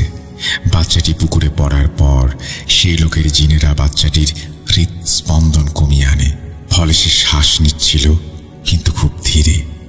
মনে হয়েছিল সেই বাচ্চাটি মারা গিয়েছে। ও, তাহলে এই ঘটনাটি সম্পূর্ণ সাজানো। কিন্তু সেই লোকটি আমাদের গ্রামে এসে এইসব ঘটনা কেন করছে? আসলে হুজুর, তার 1400 প্রাণ চাই। সে 1400 প্রাণের রক্ত একটি পাত্রে নিয়ে তার শয়তানকে উপহার দেবে। ফলে সেই পৃথিবীর সবচেয়ে বড় কালো জাদুকর হয়ে যাবে। আর সবচেয়ে খারাপ খবর এই যে সে 600 মানুষের প্রাণ নিয়ে নিয়েছে। সে মোট 90টি গ্রাম ঘুরেছে, আর তার জিনের মাধ্যমে এমনভাবে মানুষদের হত্যা করেছে দেখলে মনে হবে স্বাভাবিক মৃত্যু। এইবার আপনার গ্রামের দিকে নজর দিয়েছে। এই গ্রাম থেকে সে 25টি প্রাণ নেবে। তার মধ্যে আজকে একজনের নিতে গিয়েও নেয়নি। এখন উপায় কি? হঠাৎ বাইরে চিৎকার চেঁচামেচির আওয়াজ কানে আসলো। আলোচনা ছেড়ে বাইরে বের হয়ে আসি। আব্বার কাছ থেকে জানতে পারি গ্রাম প্রধানকে সাপে কামড় দিয়েছে আর সে মারা গিয়েছে। হুজুর, সে তার প্রথম শিকার করে ফেলেছে। আমি পুনরায় আলোচনায় বসি। এখানে এর হাত থেকে কিভাবে মুক্তি পাওয়া যাবে?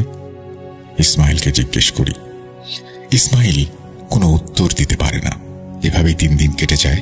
3 দিনে গ্রামে আরো 2 জনের মৃত্যু হয়েছে। একজন পানিতে পড়ে, আরেকজন গাছ থেকে পড়ে। আর প্রত্যেক মৃত্যুর পর বেশ খানিকটা রক্ত ওই পুরনো বট গাছে পাওয়া গেছে। আর ওদিকে সেই লোকটি হাতের খেলা দেখিয়ে মানুষকে নিজের দিকে আকৃষ্ট করছে। মানুষজন কাজ ছেড়ে দিয়ে সারাদিন ওই লোকের পায়ের কাছে পড়ে থাকে। শুধু হিন্দুরাই নয়, মুসলমান 2টি পরিবারের ওপরও এই আসর পড়েছে। সে বিভিন্ন ধরনের জাদু দেখাতো।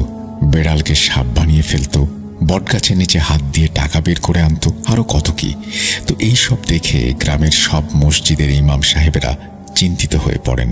তো একদিন ইমাম সাহেবেরা সহ গ্রামের বিজ্ঞ লোকেরা আমার বাড়িতে এসে এই সমস্যার সমাধান চান। প্রথমে আমি রাজি হইনি, কারণ একে সরানো এত সহজ নয়। কিন্তু তাদের জোড়াজুড়িতে কিছুদিন সময় চেয়ে নেই। রাতে আমার 7 রত্নের সাথে আলোচনায় বসি, কিন্তু সময় পার হয়ে যায়। কয়েক সেকেন্ড থেকে মিনিট, মিনিট থেকে ঘন্টা আলোচনা চলতেই থাকে, সমাধান হচ্ছিল না। হঠাৎ আলিফ বলে উঠল, আচ্ছা, এই লোক এমন কেন যাকে পরাজিত করতে এত আলোচনা করতে হয়? সে কি কোনো রাজা, বাদশা নাকি? আমি বললাম, 1 মিনিট, তুমি কি বলতে চাও? বলছি, সে কি কোনো বাদশা নাকি? ঠিক, সমাধান পেয়ে গেছি। ইসমাইল বলল, হুজুর, কি সমাধান পেয়েছেন? আরে, আমরা তো 7 মোহের বাদশার কথা ভুলেই গিয়েছি। তিনি তো পারেন এই সমস্যার সমাধান করতে।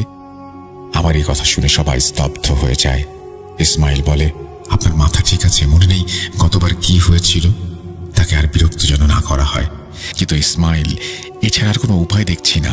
যদি তোমার কাছে কোনো সমাধান থাকে দাও। প্রথম থেকে ইসমাইল ইতস্তত করলেও পরবর্তীতে সে রাজি হয়ে যায়। আসলে 7 মোহের বাদশাকে সে প্রচণ্ড ভয় পায়।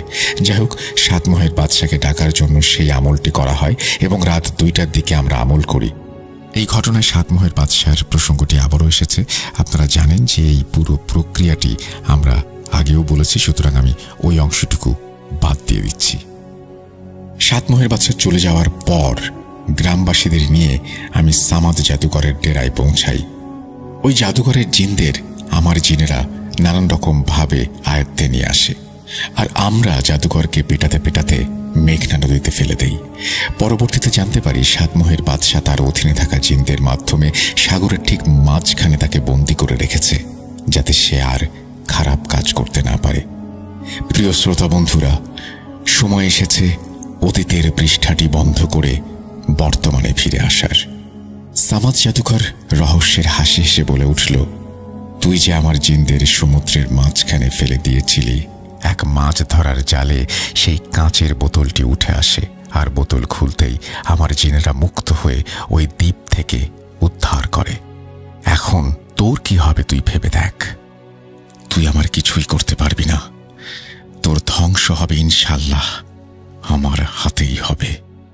এইবার তার হাসি থেমে যায়, তার চোখ রক্তবর্ণ ধারণ করে, গলা থেকে গড় গড় আওয়াজ বেরোতে শুরু করে, তার পেছন থেকে কালো দুটো অবয়ব আমার দিকে আসতে শুরু করে। আমি মনে মনে ইসমাইলকে স্মরণ করছিলাম, কিন্তু তার কোনো দেখা পাচ্ছিলাম না। হঠাৎ দেখতে পাই কালো জাদুঘরের সামনে দুটি বড় পেয়ালা রাখা, আর পেয়ালা দুটোতে রক্ত। সেই পেয়ালা থেকে তীব্র বাজে গন্ধ আসছে। সে অবয়ব দুটি এক নিঃশ্বাসে সেই রক্ত পান করে। এই দেখে আমি আর সহ্য করতে না পেরে সেখানেই বমি করে দেই। এইবার আস্তে আস্তে শব্দ মনে পড়ছিল। আর দেরি না করে কবরস্থান থেকে এক মুঠো মাটি নিয়ে আয়াতুল কুরসি পড়ে ফুঁ দিয়ে ওই মাটি দুই অবয়বের দিকে ছুঁড়ে মারি। এক চিৎকার দিয়ে অবয়ব দুটো উধাও হয়ে যায়। ঘন কালো অন্ধকার, কবরের মধ্যে কেবল আমি আর সামাদ জাদুকর। আশেপাশে থেকে প্যাঁচার ডাক ভেসে আসছিল। হঠাৎ পেছনে ফিরে দেখতে পাই 7 রত্নরা আমার দিকেই আসছে, সাথে রয়েছে গ্রামবাসী। এবার আমি কালো জাদুকরকে বলি, কিরে এখন কোথায় পালাবি? কালো জাদুকর রেগে আগুন হয়ে গিয়েছে। এক লাফে আমার সামনে এসে আমার হাত কামড়ে ধরে। আমি চিৎকার দিয়ে অজ্ঞান হয়ে যাই। তারপর কি হয়েছিল আমার মনে নেই। সকালে আমি নিজেকে আমার বাড়ির বিছানায় আবিষ্কার করি।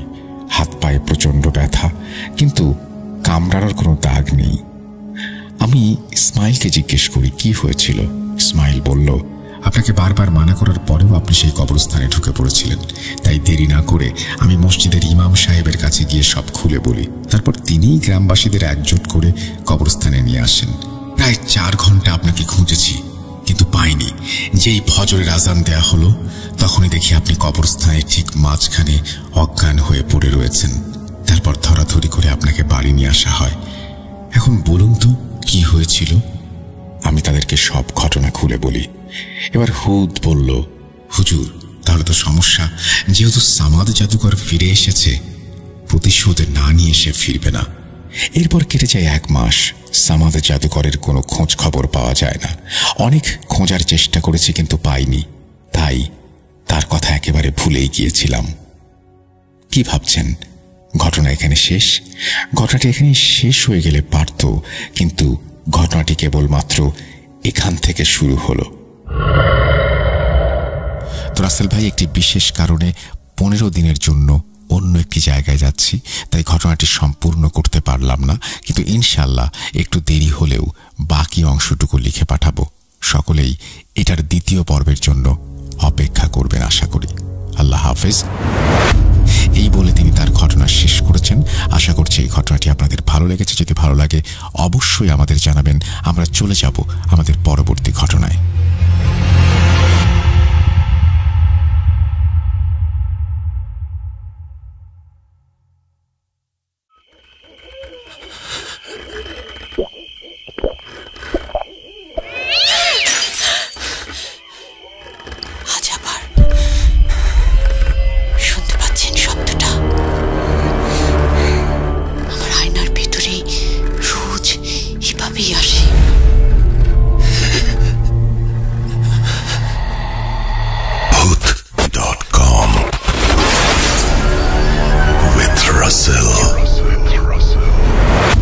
Welcome back. আপনাদের সবাইকে স্বাগত জানাচ্ছি আমি রাসেল। আশা করছি আপনারা সবাই ভালো আছেন এবং ভালোর দলে আছেন। আমিও ভালো আছি আর ভালোর দলেই আছি। আরও একটা ঘটনায় যাব, যেভাবে লেখা আছে সেভাবেই পড়ে শোনাচ্ছি। আসসালামু আলাইকুম প্রিয় রাসেল ভাই। জিজ্ঞেস করব না আপনি কেমন আছেন, কারণ আমি জানি আপনি সবসময় ভালোর দলে। আজকে যে ঘটনাটি আমি বলতে চলেছি তা হলো আমার ফুফাতো ভাইয়ের সাথে ঘটে যাওয়া একটি ঘটনা। রাসেল ভাই, আমি একজন সৌদি প্রবাসী, তাই আমার পক্ষে স্টুডিওতে এসে ঘটনাটা বলা সম্ভব না। আশা রাখি যদি আপনাদের কাছে প্রচারযোগ্য মনে হয় তাহলে আপনি আপনার মতো করে ঘটনাটি লিসেনারদের শোনাবেন। আমি একটু বলে রাখি, আপনি যেভাবে লিখেছেন আমি সেভাবেই শোনাবো। অন্য কোনোভাবে শোনানোর কোনো উপায় আমার কাছে নেই। আমি যেহেতু গল্পও বলি না বা ঘটনা আমি বলি না, আমি পড়ে শোনাই, সুতরাং আপনার লেখাটাই আমি পড়ে শোনাচ্ছি। চলে যাচ্ছি ঘটনায়। তখন আমি খুব ছোট, মোটামুটি সবকিছু বোঝার মতো একটা বয়স। তখন আমি প্রায় সময়ই আমার ফুফাতো ভাইদের বাসায় যেতাম আর বেড়াতাম 2-4 দিন করে, কারণ সেই ফুফাতো ভাইয়ের মা আমার খুবই পছন্দের একজন ফুপু। তো রাসেল ভাই, আর কথা না বাড়িয়ে আমি ঘটনায় চলে যাই। ঘটনাটি ঘটেছিল 2013 বা 2014 মাঝামাঝি। আর হ্যাঁ, সেই ফুফাতো ভাইয়ের কাকার নাম ইকবাল। ইকবাল কাকার পেশা ছিল মাছ ধরা। সে প্রতিদিন বিকেলে তাদের গ্রামের বিলে জাল ফেলে আসতো আর ভোর হওয়ার সাথে সাথেই চলে যেত সেই জাল থেকে মাছ আনার জন্য। যেই দিনের ঘটনা, সেই দিনটি ছিল শুক্রবার, আর সেই দিনই আমার পরিবার সহ আমরা সবাই যাই সেই ফুফাতো ভাইয়ের বাড়িতে। আর ইকবাল কাকা আমাদের খুব পছন্দ করতেন, তাই আমাকে দেখে বললেন, ভাতিজা চলো নদীতে যাই, মাছ ধরার জন্য জাল রাখবো নদীতে, বাড়িতে এসে তোমাদের সাথে জমিয়ে গল্প করব। বরাবর আমি রাজি হয়ে গেলাম। চলে গেলাম সেই বিলে। বলে রাখা ভালো যে সেই বিলের এক পাশে ছিল একটা নিম গাছ, আর গাছটার পাশে একটা কবর।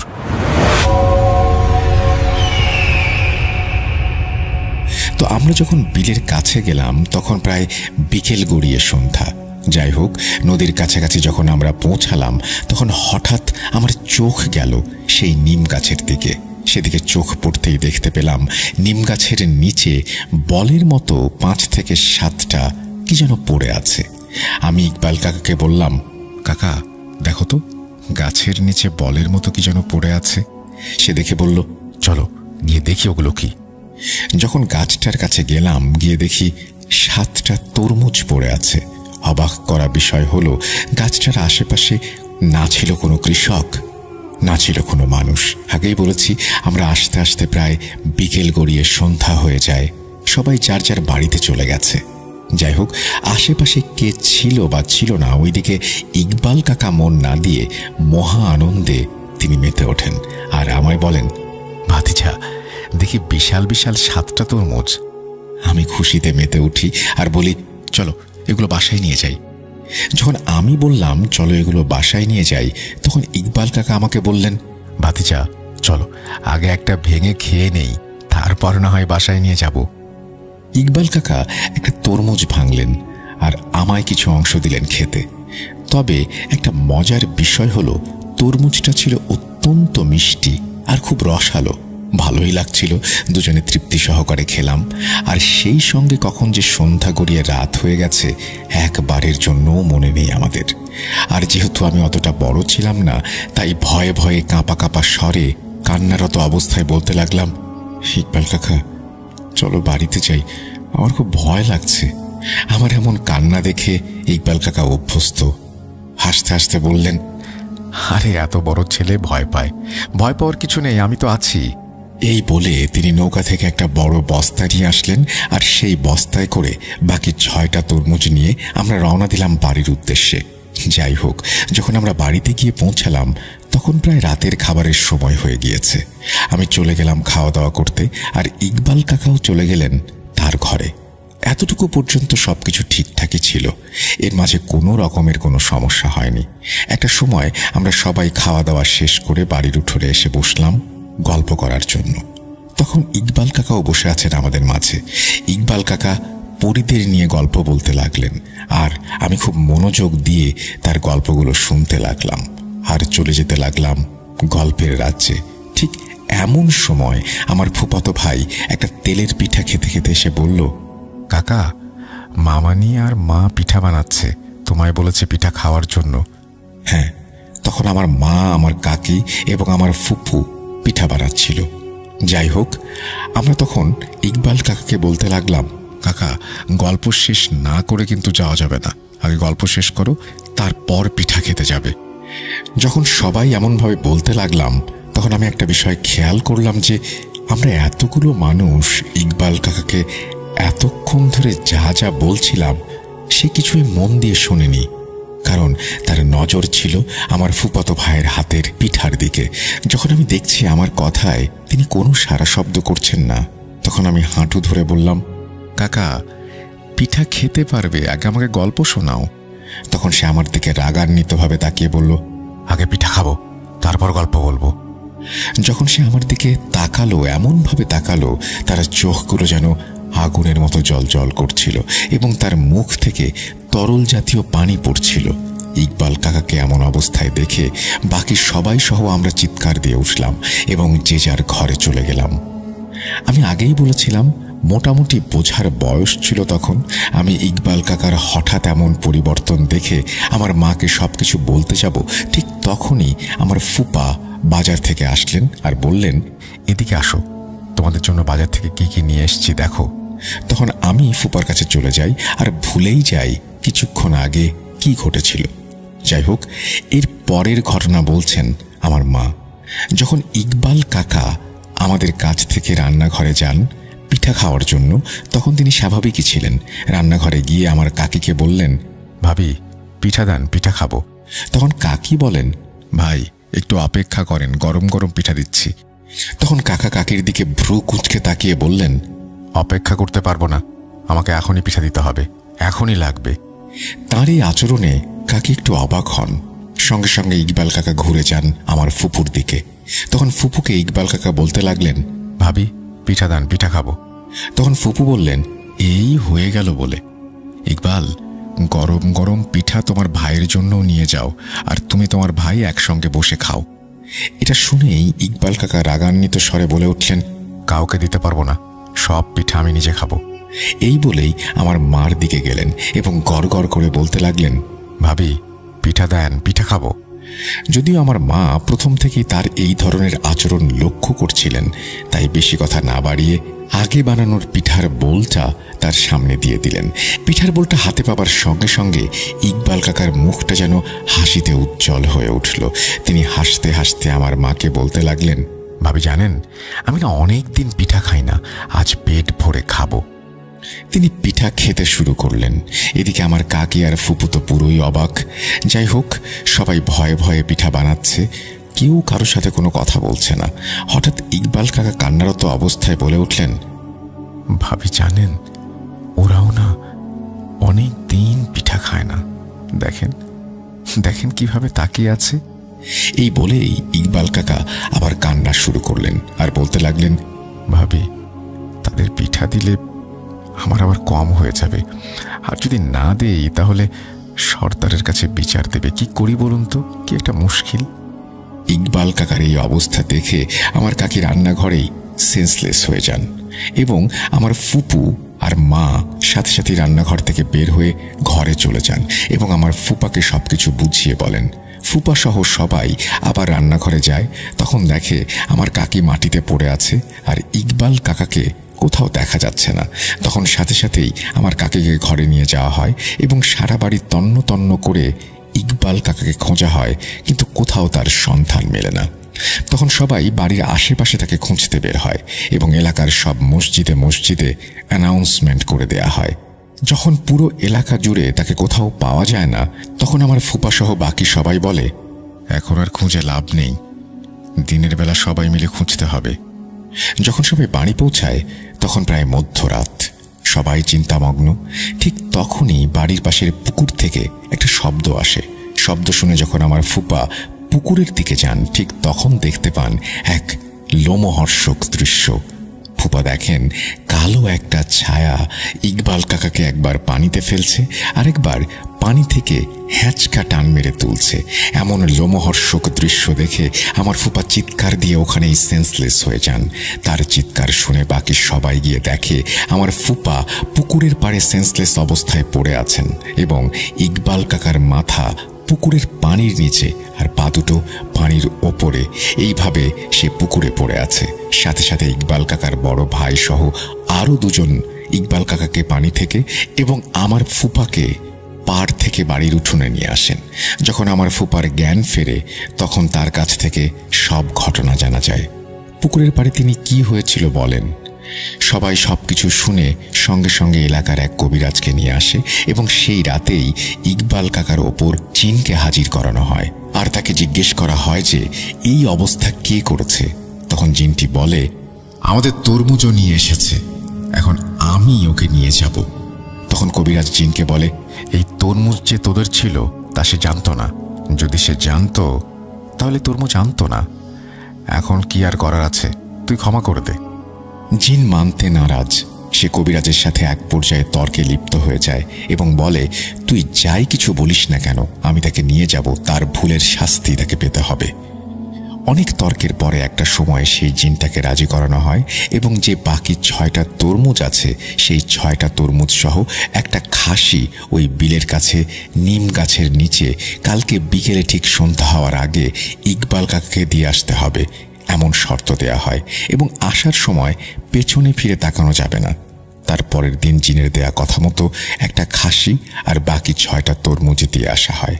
তারপর থেকে আলহামদুলিল্লাহ সব ঠিক হয়ে যায়। জানি না ঘটনাটা কতটা ভয়ের, তবে এই ঘটনা থেকে আমরা শিক্ষা নিতে পারি, যেমন যেখানে যা কিছু পড়ে থাক না কেন আমরা যেন তা না নিই, কারণ আমাদের যেমন এই পৃথিবীতে দৃশ্যমান মানবজাতি হিসেবে বসবাস করতে হয়, ঠিক তেমনিভাবে অদৃশ্য জাতিও এই পৃথিবীতে বসবাস করে। হতে পারে তাদেরই ফেলে রাখা কোনো প্রয়োজনীয় জিনিসপত্র আমরা মাঝে মাঝে দেখতে পাই। এটাই ছিল ঘটনা। আশা করছি ঘটনাটি আপনাদের ভালো লেগেছে। যদি ভালো লাগে অবশ্যই আমাদের জানাবেন, যদি ভালো না লাগে সেটাও আমাদের জানাবেন। যদি খুব ভালো লাগে তাহলে শেয়ার করবেন বন্ধুদের সাথে। আমরা চলে যাব আমাদের পরবর্তী ঘটনায়।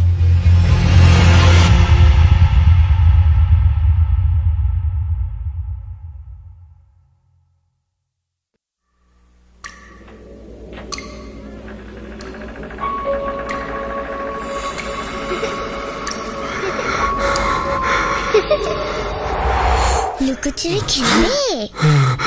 লুকোচুরি তুমি লুকাও, আমি ঠিকই তোমাকে খুঁজে পাবো।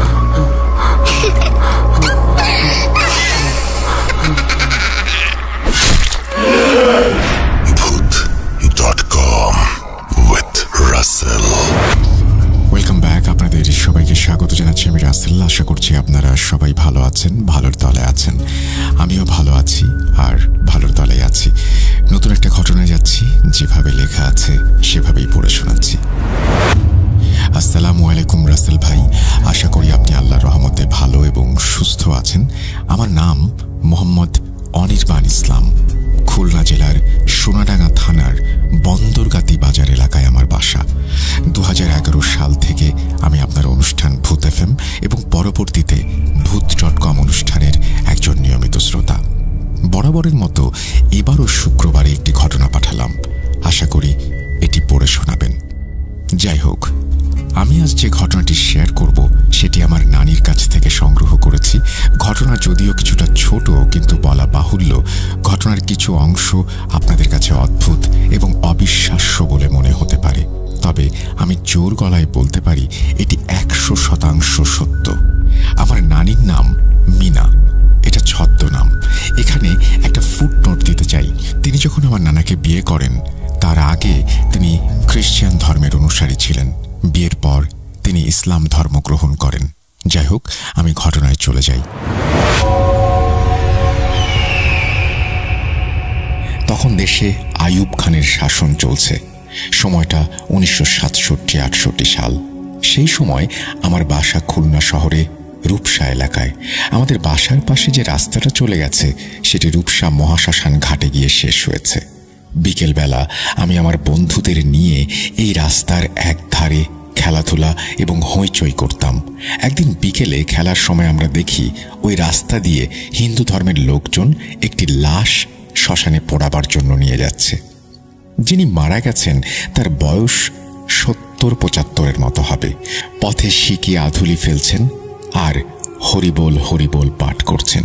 আমরা তো ব্যস্ত শিকি আর আধুলি কুড়ানোর কাজে। হঠাৎ আমার একটা কৌতূহল হলো, হিন্দু ধর্মের মানুষেরা লাশ কিভাবে সৎকার করে, কারণ আমি এর আগে কখনোই এগুলো দেখিনি। তো আজ দেখার ইচ্ছে হলো। যেই বলা সেই কাজ। আমরা 5-6 জন মিলে ঠিক করি পিছু পিছু যাব এবং লাশ কিভাবে পোড়ায় তা দেখব। যখন আমরা শ্মশানে গিয়ে উপস্থিত হলাম, দেখি তারা আম গাছের কাঠ দিয়ে চিতা সাজিয়ে লাশকে তার উপরে শুইয়ে দিয়েছে। তারপর বাকি কাঠ দিয়ে সমস্ত শরীর এবং কিছু চারা দিয়ে মুখ ঢেকে দিল। শেষে পরিবারের একজন জ্বালানি দিয়ে আগুন জ্বালিয়ে দিল। আমরা এগুলোই দেখছিলাম। 1 ঘন্টা পর হঠাৎ দেখি লাশটা যেন চিতা ছেড়ে ওপরে ওঠার চেষ্টা করছে। এটা দেখে আমরা ভয়ে সেই জায়গা থেকে দৌড়ে বাসায় ছুটলাম। বাসার আঙিনায় এসে একটা চিৎকার দিয়ে অজ্ঞান হবার পর কি হয়েছে আমার মনে নেই। পরে আমি জ্ঞান ফিরে দেখি মা মাথায় পানি ঢালছেন আর কান্না করছেন। প্রতিবেশীরা অনেকেই বাসায় ভিড় করেছেন। বাবাকে খবর দেওয়া হয়েছিল, তিনিও বাসায় ততক্ষণে চলে এসেছেন। আমি একটু সুস্থ বোধ করলে সবাই কারণ জিজ্ঞেস করে। আমি পুরো ঘটনাটা বলি। সবাই আমাকে তিরস্কার করেন এবং সেখানে না যেতে বলেন। রাতে প্রচণ্ড জ্বরের কবলে আমি উল্টাপাল্টা প্রলাপ বকতে শুরু করি। পরে একজন কবিরাজকে আনা হয়। তিনি আমাকে পানি পড়া দেন এবং একটি ছোট পাথরের মতো তাবিজ দিয়ে আমার পরিবারের লোকদের বলেন, আপনার মেয়ের ওপর শ্মশানের খারাপ বক্কার নজর আছে। আগামী 3 মাস এই তাবিজ পরিধান করতে হবে, নতুবা অনেক বড় ক্ষতি হয়ে যাবে। আপনাদের বাসা আমি মন্ত্র পড়ে বন্ধ করে দিলাম। যিশুকে মনে করুন এবং মেয়ের প্রতি যত্ন নিন। পরে আমি জ্বরের প্রভাবে 7-8 দিন অসুস্থ থাকি। 3 মাস ধরে তাবিজ রাখি, কোনো সমস্যা হয় না। সমস্যা শুরু হয় 3 মাস পর তাবিজ হারিয়ে যাওয়ার পর থেকে। একদিন বাথরুম থেকে সেটি হারিয়ে যায়। অনেক খুঁজেছিলাম কিন্তু সেটি আর পাইনি। এরপর আমি রাতে অনেক ভয়ানক স্বপ্ন দেখা শুরু করি, যেমন আমার বাসা আগুনে পুড়ে যাচ্ছে, মা গলায় ফাঁস দিয়ে আত্মহত্যা করেছে, শ্মশানের সেই লাশ চিতা ফুঁড়ে আমাকে তাড়া করছে, ইত্যাদি ইত্যাদি। 1 সপ্তাহ পর সেই কবিরাজকে আবার আমাদের বাসায় আনা হয়। তিনি বলেন তাকে আগামী অমাবস্যা অবধি সময় দিতে হবে। উল্লেখ্য 5 দিন পর অমাবস্যা হবে। বাসার ক্যালেন্ডারে আমি সেটা দেখেছি। অনেক ভয় লাগতো তখন, কখন কি হয়। 5 দিন পর রাত 11টায় কবিরাজ আমাদের বাসার আঙিনায় এসে আমার বাবাকে ডাকে। বাবা বাইরে বেরিয়ে কবিরাজকে প্রণাম করে। কিছু একটা বলতে যাবেন, তখন কবিরাজ বলেন, আমি এখন একটা কাজ করব। আপনি একটা মাটির ঘট আর একটা কবুতর জোগাড় করুন। এত রাতে এই জিনিসগুলি বাবা অনেক কষ্টে জোগাড় করার পর জানলা দিয়ে দেখলাম কবিরাজ সেটি পেয়ে অনেক খুশি হলেন। এরপর তিনি বাসার সামনে একটা জবা গাছের নিচে বড় গর্ত করেন এবং মাটির ঘটটা তাতে রাখেন। এরপর তাতে একটা বেলপাতার জোড়া অংশ রাখেন। কবুতরকে ছুরি দিয়ে জবাই করেন এবং সেটিও ঘটের ভেতরে রেখে দেন। তারপর তার কাছে থাকা কালো এক টুকরো লাল কাপড় এবং লাল সুতো দিয়ে ঘটের মুখ বেঁধে দেন। তারপর তার উপর মাটি চাপা দিয়ে দেন। কাজ শেষ হলে বলেন, আপনার মেয়ে শ্মশানের লাশ দেখে ভয় পায় নাই।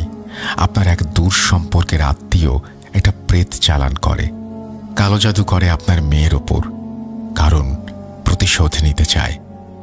শ্মশানে ওই প্রেতটা আপনার মেয়েকে কাছে পেয়ে যায় এবং ভয় দেখায়। বাবা বলেন, কে আমার শত্রু হবে যে কালো জাদু করবে? কবিরাজ বলেন, আপনার ব্যবসা অনেক ভালো যাচ্ছে। পুঁজিতে আপনি অন্যান্য ব্যবসায়ীদের নাস্তানাবুদ করেছেন, আর এটা আপনার শত্রু মেনে নিতে পারেনি, তাই এই খারাপ কাজটি করেছে। সমস্যা নেই, আপনার এখন বিপদমুক্ত, বান কেটে গেছে। এই বলে কবিরাজ চলে যান। অদ্ভুত ব্যাপার, তিনি কোনো টাকা পয়সা নেন নাই। এরপর আমার সাথে বা পরিবারের সাথে আর কোনো বিপদ ঘটেনি। নানি এই কথা বলে তার ঘটনা শেষ করেন। পুরো সময় তার কথাগুলি আমি মনোযোগ দিয়ে শুনেছি। আমি এগুলোই আপনার কাছে লিখেছি যা তিনি বলেছেন। ঘটনাটি পড়ে শোনালে খুশি হব, এই বলেই তিনি তার ঘটনা শেষ করেছেন। আশা করছি এই ঘটনাটি আপনাদের ভালো লেগেছে। যদি ভালো লাগে অবশ্যই জানাবেন আমাদের, শেয়ার করবেন বন্ধুর সাথে আমাদের এই চ্যানেলটি। আমরা চলে যাব আমাদের পরবর্তী ঘটনায়।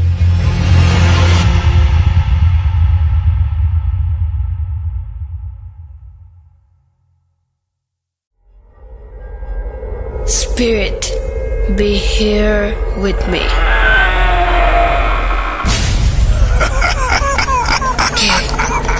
কে তুমি? Bhoot.com. The fear returns with Russell.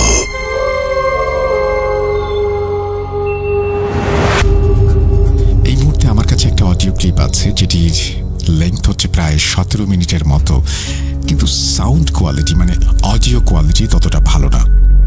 মাঝে মাঝে আমার কাছে মনে হয় যে আমরা টেলিফোনে বা মোবাইল ফোনেও আমরা যখন স্পিকারে ঘটনা শুনি তখন যেরকম একটা সাউন্ড হয়, আসলে এক একজন তো আসলে এক এক ধরনের ডিভাইস দিয়ে রেকর্ড করেন।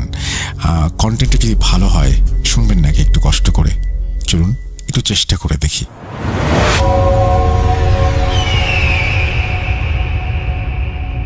আসসালামু আলাইকুম রাসেল ভাইয়া, কেমন আছেন? আশা করি ভালো আছেন।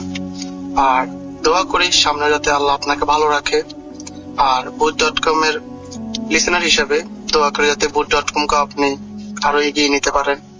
সো আমি মোহাম্মদ মনির হোসেন বাপ্পি, আমার হচ্ছে জন্মস্থান নোয়াখালীতে, আর আমি থাকি ইউএসএ তে নিউ ইয়র্ক স্টেট ব্রুকলিনে। সো আমি একজন উবার ড্রাইভার। সো আজকে মোটামুটি 5 বছর হয়েছে আমি আপনার এই বুট এফএম বা বুট.কম যাই বলি কিনা, ওইখান থেকে আমি হিস্টোরি গুলো শুনি প্রতিদিনই। এটা বলতে পারেন যে আমার রাতে যদি না শুনি তাহলে আমার ঘুম আসে না সহজে।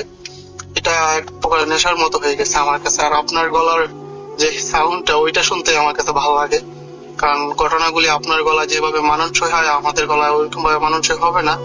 এই কারণে কখনো পাঠানোর সাহস করিনি। আর ঘটনাগুলা লিখতে গেলেও লেখাটা সম্ভব না, এত বড় ঘটনা গুছিয়ে লেখাটা আমার পক্ষে সম্ভব না, কারণ আমি কখনো এইভাবে ঘটনা লিখি নাই আর এইভাবে কখনো কাউকে বয়সও দিই নেই। সো এটা আমার অনেক ফার্স্ট টাইম, সো অনেক ভুল হইতে পারে, ক্ষমা দৃষ্টিতে দেখবেন। সো রাসেল ভাই, আজকে আমি 2টা ঘটনা নিয়ে আসছি। একটা ঘটনা হচ্ছে আমার সাথে ঘটা, আর সেকেন্ড যে ঘটনাটা ওটা হচ্ছে আমার ক্লোজ রিলেটিভের সাথে ঘটা। তো 2টাই ঘটনায় আমি 100% দেখছি এবং ওইটার সাথে আমি জড়িত ছিলাম। সো প্রথম যে ঘটনাটা অনেক শর্ট ঘটনা, আর যে সেকেন্ড যেটা ওইটা অনেক লং স্টোরি। সো পুরাটাই বলতে হবে আজকে, ইনশাল্লাহ বলবো। আর যেহেতু এটা আজকে আমার প্রথম, তো ইনশাল্লাহ ভুল ভ্রান্তি হলে ক্ষমা দৃষ্টিতে দেখবেন। আর যদি আমার ঘটনাটা সিলেক্ট হয় ইনশাল্লাহ আমাকে জানাবেন, তাহলে ইনশাল্লাহ আমিও শুনবো ঘটনাটা। সো প্রথম যে ঘটনাটা সেটা হচ্ছে সিন্স 2021 জুলাই মাসে, তখন আমি নতুন উবার ড্রাইভিং শুরু করছিলাম। সেটা হচ্ছে আপনার জুলাই শুরুতে শুরু করছিলাম। তখন শুরু করার কিছুদিন পরেই কোরবানির ঈদ চলে আসছে। সো যেহেতু আমরা ব্রুকলিনে থাকি আর আমাদের অনেক রিলেটিভসরা সবাই বাফলোতে থাকে, সো আমাদের রুমের 4 জন থাকি, আমরা বাসার যে মেম্বাররা 4 জন থাকি। ওই সবাই চিন্তা করলো যে এবার যে ঈদটা, ওই ঈদটা সবাই ফ্যামিলির সাথে কাটাবে। সো আমার একটা যে রুমমেটের বোন ছিল বাফলোতে, আমার আবার চাচা ছিল। সো আমরা সবাই চিন্তা করলাম ওইখানে গিয়ে ঈদটাই কাটাই। সো যা বলা তাই করলাম। আমরা ঈদের আগের দিন আমি কাজ করছি সারা রাত। কাজ করার পরে ঈদের আগের দিন আমি রওনা দিচ্ছি সকালবেলা। যাওয়ার পরে আমরা এখান থেকে প্রথমে উডবেরিতে যাই। উডবেরিতে আমরা শপিং করি। শপিং করার পরে তখন আমি ড্রাইভিং স্টার্ট করলাম, যেহেতু আমি নিউ ড্রাইভার ছিলাম। আর আমি আর আমার যে রুমমেট, এই 2 জনের ড্রাইভিং জানতাম, আর বাকি 2 জন তখন ড্রাইভিং জানতো না। আর নিউ ইয়র্ক সিটি থেকে যে বাফলোর যে রাস্তাটা, ওইটা মোটামুটি হান্টেড রোড বললেই বলা যায়, কারণ অনেকটাই নির্জন। সো কোয়াইট, আপনার 100 মাইল 150 মাইল কোনো বাসা দেখা যায় না, মানুষ দেখা যায় না, পুরোটাই জঙ্গল রাস্তার 2 পাশে। মাঝে মধ্যে হরিণ দেখা যায়, ভাল্লুক দেখা যায়, ওগুলা রাস্তার মাঝে চলে আসে। আর ওই হরিণের জন্য অনেক সময় অ্যাক্সিডেন্ট হয়। সো ঘটনায় ফিরে যাই। সো যখন আমরা উডবেরি থেকে রওনা দিলাম, তখন আমি ড্রাইভিং শুরু করলাম। মোটামুটি 130 মাইল চালানোর পরে, 2 ঘন্টা চালানোর পরে আমাদের সবারই খিদে লাগছে। তখন মাগরিবের সময় হয়ে আসছিল। আমরা সবাই ঠিক করলাম যে একটা আশেপাশের একটা যদি কোনো রেস্টুরেন্ট পাই ওখানে খাবো। তো অনেকক্ষণ ড্রাইভিং করার পরে কোনো রেস্টুরেন্ট আমরা ওপেন পাইতেছিলাম না, যেহেতু ওইদিকে ভিলেজ সাইড আর হাইওয়ের আশেপাশে সবগুলো হচ্ছে পাহাড় পর্বত জঙ্গল। একটা স্টোর আমরা খুঁজে পেলাম, সেটা হচ্ছে পিৎজা স্টোর। এই স্টোরটা looks very old, like 150 years old। New York City আমেরিকাতে যে বাড়িগুলো আছে এগুলো অনেকগুলাই মোটামুটি 120 years old। এগুলো যা শুধু রিনোভেট করে আর ইউজ করে। সো ওই রেস্টুরেন্টটা, এদের স্টাইলটাই ছিল অনেক ওল্ড ফ্যাশনের স্টাইল। সো আমরা যখন ঢুকলাম দেখলাম যে ওখানে পিৎজা আছে। তো আমরা কি করলাম, আমরা একটা চিজ পিৎজা অর্ডার দিলাম। তো চিজ পিৎজা খাওয়ার পরে আমি কি করলাম, আমি ওইখান থেকে যাওয়ার পরে চিজ পিৎজা খাওয়া যখন হচ্ছিল তখন পাশে ছিল জঙ্গল। তখন আবার স্টোরটাও ক্লোজ হয়ে গেছিল। আমাদের পিৎজা নেওয়ার পরে স্টোরটা ক্লোজ করে দিছে। সো একটা সময় পিৎজা খাওয়া অবস্থায় খাওয়ার শেষের দিকে, তখন আমার খাওয়া শেষ হয়ে গেছে আগে। তো আমি কি করলাম, আমি বললাম যে তখন আমি ভাই স্মোক করতাম, সরি টু সে। তো আমি স্মোক করার বাহানায় আমি এখন বলতেছি, যেহেতু সবাই আমার সিনিয়র ছিল, ওদের সামনে তো আর স্মোক করা যায় না। সো আমি কি করলাম, আমি সবাইকে মিথ্যা কথা বলে আমি বললাম যে আমি পর্সা করতে যাচ্ছি, তো আমি একটু জঙ্গলে যাচ্ছি। সো তখন মাগরিবের আজানের সময়, তখন তো এখানে তো আজান দেয় নাই, বাট এখানে আশেপাশে মসজিদও ছিল না। বাট আমার কাছে মনে হচ্ছে তখন যে সূর্যটা ডুবা ডুবা অবস্থায় আছে, ডুবে গেছে অর্ধেক, এরকমই অন্ধকারও নেমে আসতেছে মোটামুটি। সো আমি ওইখানে গিয়ে একটা মোটামুটি জঙ্গলের 10-15 হাত ভিতরে ঢুকে আমি একটা সিগারেট খেলাম। একটা সিগারেট যখন আমার শেষ করার পরে আরেকটা সিগারেট আমি ধরালাম। ধরানোর পরে চিন্তা করলাম যেহেতু এখন আবার লং ড্রাইভ, তো প্রস্তাবটা করে নি। তো ওইখানে আমি ভুলটা করছি, আমি যখন ওইখানে দাঁড়ায় প্রস্তাবটা করে দিছি, করে দিয়ে আমি চলে আসছি। চলে আসার পরে তখন আমি আবার ড্রাইভিং স্টার্ট করলাম সবাই একসাথে। তখন আমি নিউ ড্রাইভার ছিলাম, বাট অতটাও নিউ ছিলাম না যে আমি ড্রাইভিং করতে পারতাম না। আমি ভালোই ড্রাইভিং করতে জানতাম, বাট এক্সপিরিয়েন্স কম ছিল। বাট কি যে হলো যে আমি ড্রাইভিং করা অবস্থায় হঠাৎ করে আমার শুধু শুধু আমি রাস্তার মধ্যে ব্রেক ধরতেছিলাম কোনো রিজন ছাড়া। আর আমার কাছে মনে হচ্ছিল কেউ একজন আমার সামনে দিয়ে মানে আমাকে একদম মরিচিকার মতো, যেমন মরুভূমিতে যখন মরিচিকার মতো একটা আছে না, যে বোঝা যায় ওখানে মরিচিকা বাট গেলে দেখা যায় না, ঠিক ওইরকম কিছু একটা আমার কাছে মনে হচ্ছে কিছু একটা আছে। তখন আমি ব্রেক করি, বাট সামনে গিয়ে দেখি যে কিছুই।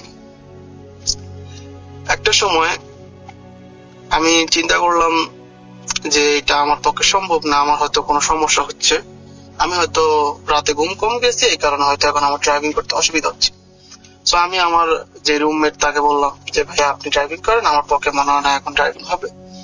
তখন সে ড্রাইভিং করা শুরু করলো। আবার আমি পুরো গাড়িতেই ঘুমাইছিলাম।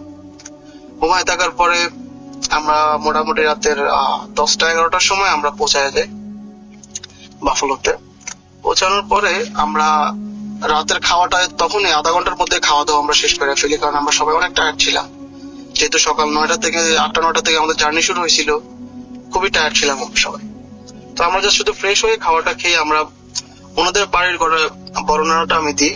ওনাদের বাড়িটা ছিল 1 ফ্যামিলি হাউস, বাট এটা ছিল কাইন্ড অফ ডুপ্লেক্স সিস্টেমে, যেহেতু উডের ঘর যেগুলা। তো উপরে টাউন হাউসের মতো 2-3টা রুম থাকে ওদের বাড়িতে, এই যে এখানে। তো আমরা ওই 2টা রুমের মধ্যে একটা রুমে আমরা 3 জন শুয়েছি, আর একটা রুমে আমাদের একটা বড় ভাই শুয়েছে। তো শোয়ার পরে মোটামুটি আনুমানিক রাত 1:30 থেকে 2টার সময় হঠাৎ করে আমার ঘুম ভাঙলো। আমি দেখলাম যে আমি ভাইয়ার নিচে ডাইনিং টেবিলে বসে আছে। বাট আমি এটা দেখে অনেকটাই ভয় পাইছি যে কেমনে কি সম্ভব, আমি তো ঘুমাইছি উপরে, আর খাওয়া তো খাইছি রাত 11টার সময়, তো আমি এখানে আসলাম কিভাবে? সো ভাগ্য ভালো, তখন আপনার বাথরুমের লাইট ওপেন ছিল, বাথরুমের দরজাটাও খোলা ছিল, তো সিঁড়িটাও আমি দেখছি। তো ওইখান দিয়ে আমি আবার ওইটা চলে গেছি, কাউকে আর কিছু বলিনি। তখন আমি আবার গিয়ে শুয়ে গেছি। শুয়ে যাওয়ার পরে লাইক তার মেবি 4-5 ঘন্টা পরেই আমার ঘুম ভাঙছে। বাট ঘুমটা ভাঙছে কেমন ভাবে, কেউ একজন আমাকে মানে জোর করে ধরতে চাইতেছিল, বাট আমি তখন আমার ঘুম ভাঙছে, কিন্তু আমি কিছুই দেখতে পারতেছি না। আমি দেখতেছি শুধু আমার রুমমেটরা সবাই হাঁটাহাঁটি করতেছে, যারা আমার সাথে ঘুমাইছে সবাই, তারা হাঁটাহাঁটি করতেছে, রেডি হচ্ছে তারা কই যাবে নাকি। বাট আমি দেখতেছি যে কেউ একজন আমাকে মানে বুকের উপরে বৈশা মানে আমাকে চাপ দেওয়ার জন্য চেষ্টা করতেছে। বাট আমি অনেক মানে মানে কি এমনটা অবস্থা যে আমি নিঃশ্বাস নিতে আমার কষ্ট হইতেছিল। বাট ও অ্যাকচুয়ালি কি করতে যেতেছিল সেটা আমি বুঝতে পারতেছিলাম না। তখন হঠাৎ করে আমার মনে পড়লো আমাকে হয়তো বোবা জিনে ধরছে। তখন আমি চেষ্টা করতেছিলাম যে আমি 2-1টা সূরা যতটুকু মনে করতে পারতেছিলাম ওইটা পড়ার চেষ্টা করতেছিলাম, বাট কোনো কাজ হইতেছিল না। ঠিক তখনই আমার একটা রুমমেট তার জ্যাকেট নেওয়ার জন্য রুমে ঢুকছে, আমি স্পষ্ট দেখতে পাইতেছিলাম তাকে। তখন আমি তাকে বললাম, এই সালাউদ্দিন ভাই আমার একটু হেল্প করেন, আমি আমার বুঝে ধরছে। তখন এই কথা বলছি, আর তখন সে হাসা শুরু করছে। সে ভাবছে হয়তো আমি তার সাথে মজা করতেছি, কারণ তারা সবাই জানতো যে আমি সবসময় রাতে ভূত এফএম চালায় দিয়ে ঘুম যাই। তো এই কারণে তারা আমাকে নিয়ে অনেক সময় মজা করে যে কোন দিন তোরে এসে ভূতে ধরে। তো ওইটা নিয়ে তারা মজা করতেছিল। তারা ভাবছিল হয়তো আমি তাদের সাথে দুষ্টামি করতেছি বা অথবা ঘুমের মধ্যে কথা বলতেছি। তো তারা হাসাহাসি করতেছিল। তার কিছুক্ষণ পরে আমাকে তারা আপনার দিনটা ছেড়ে দেয়। ওই ছেড়ে দেওয়ার পরে আমি 2 ঘন্টা পরে আবার ঘুম গেছি। তো ঘুম যাওয়ার পরে তখন আমি স্বপ্নের মধ্যে অনেক ভয়ঙ্কর ভয়ঙ্কর স্বপ্ন দেখা শুরু করছি। যেমন আমি ড্রাইভ করতেছি, হঠাৎ করে একটা টানেল আসলো, টানেলের পরে দেখলাম যে পুরোটাই ফাঁকা, নিচে হলে আপনার পুরোটাই নদী। তো আমি ভিতরে গিয়ে পড়ে গেছি। পড়ে যাওয়ার পরে আমি আবার দেখেছি আমি আবার ড্রাইভ করতেছি, কেউ একজন আইসা আমার সামনে দিয়ে আমার মাইরা দিই। তো এগুলো দেখার পরে আমি ভাইয়া চিন্তা করলাম ইটস নট এ নর্মাল, একদিনে যেহেতু এতগুলো ঘটনা ঘটছে। সো আমি কল দিছি বাংলাদেশে, একটা পরিচিত হুজুর আছে আমাদের। তো ওনার বুঝাই বললাম যে হুজুর এইভাবে এইভাবে ঘটনা, আমি তো বুঝতে পারতেছি যে এগুলা নর্মাল না, বাট আপনার কাছে কি মনে হচ্ছে? তখন সেও বললো যে না বাপ্পি, এগুলা নর্মাল না, তুমি হয়তো যে ভুলটা করছো যে জঙ্গলের মধ্যে যখন তুমি প্রস্তাব করতে গেছো, হয়তো তুমি তখন হয়তো কোনো জিনকে ডিস্টার্ব করছো। তখন নর্মাল ভাবে হুজুর আমাকে কিছু আমল শিখিয়ে দিছিল যে তুমি এইভাবে করো, হয়তো আগামীতে আর প্রবলেম হবে না ইনশাআল্লাহ। সো ওইটাই করলাম। তারপর থেকে সব ক্লিয়ার, সব ভালো হয়ে গেছে। তো আমরা আবার নিউ ইয়র্কে কোরবানি ঈদ করে আমরা নিউ ইয়র্কে ফিরলাম। তার 4-5 দিন পর ফিরার পরে আপনার তার ঠিক 1.5 মাস পরে সেম আমি রাতে কাজ করি, যেহেতু আমি উবার ড্রাইভ করি। নিউ ইয়র্কের প্রতিটা ব্লকেই প্রতিটা বড়োতেই আমার যাওয়া হয়। এমনকি ব্রুকলিন একটা ব্রুকলিন একটা পার্ক আছে, ওই পার্কটা হচ্ছে আপনার হচ্ছে পার্ক স্লোপ পার্ক বলে এটাকে, অনেক ফেমাস, অনেক বিশাল পার্ক। তো ওই পার্কটা আপনার মোটামুটি সবাই চিনে, সবাই এখানে যায়, রানিং করে, অনেক বিশাল একটা পার্ক। ওই পার্কের অপোজিটে লাইক আপনার 2 মিনিট দূরত্বে একটা আপনার খ্রিস্টানদের একটা কবরস্থান আছে। সো ওইটা মোটামুটি আপনার বিশাল একটা জায়গা নিয়ে বিস্তৃত আছে। তো ওই জায়গাটা আপনার মোটামুটি আপনি যদি ড্রাইভ করেন, আপনি অ্যাবাউট 1.5 মাইল লম্বা হবে, চওড়াতে আরো বেশি। পুরোটাই সব খ্রিস্টানদের কবর। তো যে কবর যে সাইডটা, ওই রোডের ওই পাশেই আমি একটা খালি পার্কিং পাইছি। তো ওইখানে আমি পার্ক করলাম। আমার যেহেতু রাতের বেলা বর্ষা করছে, তখন রাত 3টা বাজে। সো তখন সবকিছু বন্ধ, আমিও আর কোথাও রেস্টরুম ইউজ করার মতো আর আমারও জায়গা ছিল না। তো তখন আমি ওইখানে দাঁড়ায় আর একটা সিগারেট মুখে নিয়ে আমি প্রস্রাব করলাম দাঁড়িয়ে। তো করার পরে ওই দিনই আমি আসে আপনার কাজ কমপ্লিট করছি সকাল 6টা বাজে। করার পরে বাসায় আসতে আসতে আমার 7টা বাজছিল। খাওয়া দাওয়া করছি, করার পরে আমি ঘুম গেছি মেবি 9টা বাজে। তো 9টা বাজে ঘুম যাওয়ার পরে আমি একটা খুব বাজে স্বপ্ন দেখছি। বাজে স্বপ্ন দেখার পরে আমি আপনাকে বলতেছি যে স্বপ্নটা ঠিক এমন ছিল যে আমি হঠাৎ করে দেখলাম যে আমি দেশে আছি, বাংলাদেশে নোয়াখালীতে আছি, আমার বাড়িতেই। তখন বাড়িতে থাকা অবস্থায় আমি দেখলাম, যখনই আমি বাড়িতে ঢুকলাম তখনই আপনার আমার পিছন থেকে 4-5টা অ্যাম্বুলেন্সের আওয়াজ আমি শুনতে পাচ্ছিলাম। ওই আওয়াজগুলো আসতেছিল। তখন আমি চিন্তা করলাম ইউএস এর যে অ্যাম্বুলেন্সের যে সাইরেনটা, যে ওই সাউন্ডটা বাংলাদেশে ইউজ করে না, এখানে আসলো কিভাবে? তো আমি বাইরে হলাম, দেখলাম যে 3-4টা অ্যাম্বুলেন্স আর একটা ফায়ার সার্ভিস। তখন আমি জিজ্ঞেস করলাম কি হয়েছে। তখন আমার ফ্যামিলি মেম্বাররা আমাকে বললো যে পাশের ঘরের একটা ছেলে মারা গেছে পানিতে পড়ে। তখন আমি কি করলাম, আমি সোজা রাস্তায় না গিয়ে আমি আমাদের ঘরের পিছনে যে জঙ্গলটা, ওই জঙ্গলের সাইড দিয়ে তাদের বাড়িতে ঢুকলাম। ঢুকার পরে দেখলাম লাশের যে খাটিয়া আছে, ওই খাটিয়ার মধ্যে বাচ্চাটাকে শোয়ানো, আর চারপাশে গোল করে আমার যে কাজিন গুলা আছে আর বাড়ির যে মেম্বার গুলো আছে সবাই দাঁড়ায় আছে। বাট ওইখানে যা শুধু ছেলেগুলাই দাঁড়ানো ছিল। বাট ছেলেটা আপনার 5 থেকে 6 বছর হবে, ছেলেটা 6-7 বছর হবে এরকম। ছেলেটাকে আমি দেখলাম যে ছেলেটার পায়ে, প্রথমে আমার নজর গেছে তখন তার পায়ের দিকে, প্রথমে পা থেকে আস্তে আস্তে আমি চিন্তা করলাম এত সুন্দর যে ছেলেটা, এত কালার আপনার লাইক এখানে যে আইরিশ জাতি যেগুলো তাদের যে কালারটা, ওই সেম কালারটাই। তো আমি বললাম এই ছেলেটা কার, এই যে আমি কোনোদিন দেখি নাই। সো যখন আমি তার পায়ে থেকে তার চেহারা দেখার চেষ্টা করলাম, যখনই তার আমি ফেসটা দেখলাম, দেখার পরে তার ফেসটা একটু ভালোভাবে দেখার জন্য আমি যখনই আমার নিজের আগায় নিলাম তারা দেখার জন্য, তখনই সে হঠাৎ করে ভাইয়া চোখটা খুলে ফেললো। খুলে ফেলার সাথে সাথে ভাইয়া আমি দেখলাম যে ওই যে লাশের যে চোখটা পুরোটাই কালো, কোনো মনি নেই। তার থেকে ভয়ঙ্কর যে ব্যাপারটা সেটা হচ্ছে খাটিয়ার পাশে যে কাজিন গুলো ছিল আমার, তারা বলতে শুরু করলো যে এই সুন্দরী চোখ খুলছে, সুন্দরী চোখ খুলছে, এবং তারা হাসা শুরু করছে। তারা এমন ভাবে হাসতেছে যে তারা কোনো মানুষের ক্যাটাগরিতেই পড়ে না, যে একটা লাশ সামনে আছে, লাশ চোখ খুলছে, তারা হাসতেছে। এই জিনিসটা দেখে আমি আর নিতে পারতেছিলাম না, নিতে পারে ভাই আমি ঘুম থেকে এক লাফ দিয়ে উঠছি। উঠার পরে তখন আমার আরেকটা রুমমেট তখন রান্না করতেছিল, যেহেতু আমাদের বাসার মধ্যে আমার চারজন থাকে, 4 বেডরুমে 4 জন থাকি। তো আমার কিচেনটা হচ্ছে আমার রুমের সামনে, তো আমার দরজাও খোলা ছিল। আমি এক লাফ দিয়ে ওইখানে গিয়ে বসে আমি হাঁপানো শুরু করছিলাম। একটা পর্যায়ে ভাইয়া আপনার আমার রুমমেট জিজ্ঞেস করলো যে কি হয়েছে বাপ্পি? তো আমি বললাম যে ভাই এমন ঘটনা। তখন সে বললো it's not a normal. So তখন আমিও চিন্তা করলাম এমন ডেয়ারিং এবং ভয়ঙ্কর ঘটনা আমিও তো কখনো দেখিনি।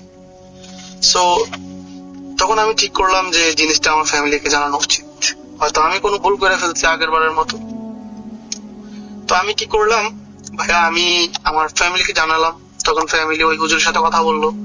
হুজুর বললো তুমি একটা জিনকে ডিস্টার্ব করছো, তুমি যখন প্রস্তাব করছো তার ডিস্টার্ব হয়েছে, সো তুমি এইভাবে আর কখনো প্রস্তাব করবো না রাতের বেলা।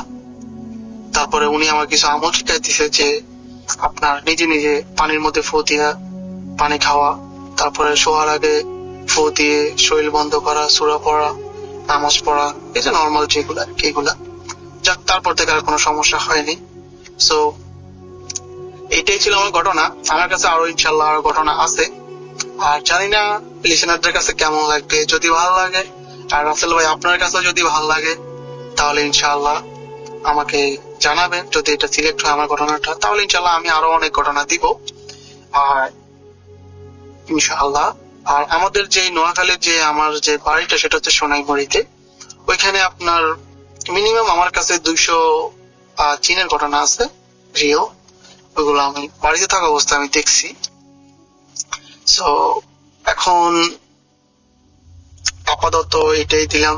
ভালো থাকেন সবাই, দোয়া করবেন। আসসালামু আলাইকুম।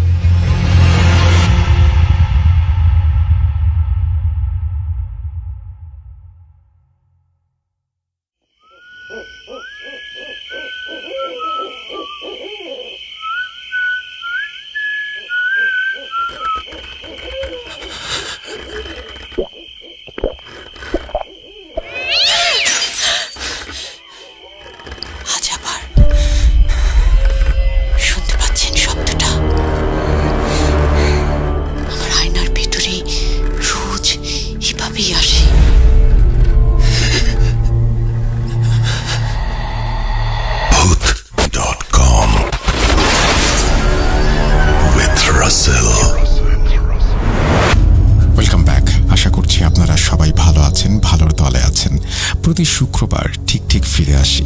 মাঝে মাঝে ভীষণ কষ্ট হয় যখন দেখি যে আমাদের কন্টেন্টগুলো কেউ কপি করে তার ইউটিউব চ্যানেলে তুলে দিয়েছে। কিছু মানুষ এই কাজটি করবে, এটা খুবই স্বাভাবিক, কিন্তু আমরা যারা শুনছি সেই সমস্ত ফেক চ্যানেলে গিয়ে তারাও কি ঠিক কাজ করছি? প্রশ্নটি আপনার কাছে। আমরা চলে যাব ঘটনায়। এই মুহূর্তে একটা অডিও ক্লিপ শোনাবো আপনাদেরকে। আশা করছি প্রথম থেকে শেষ পর্যন্ত শুনবেন এবং ভালো লাগবে আপনাদের। চলুন শুরু করা যাক।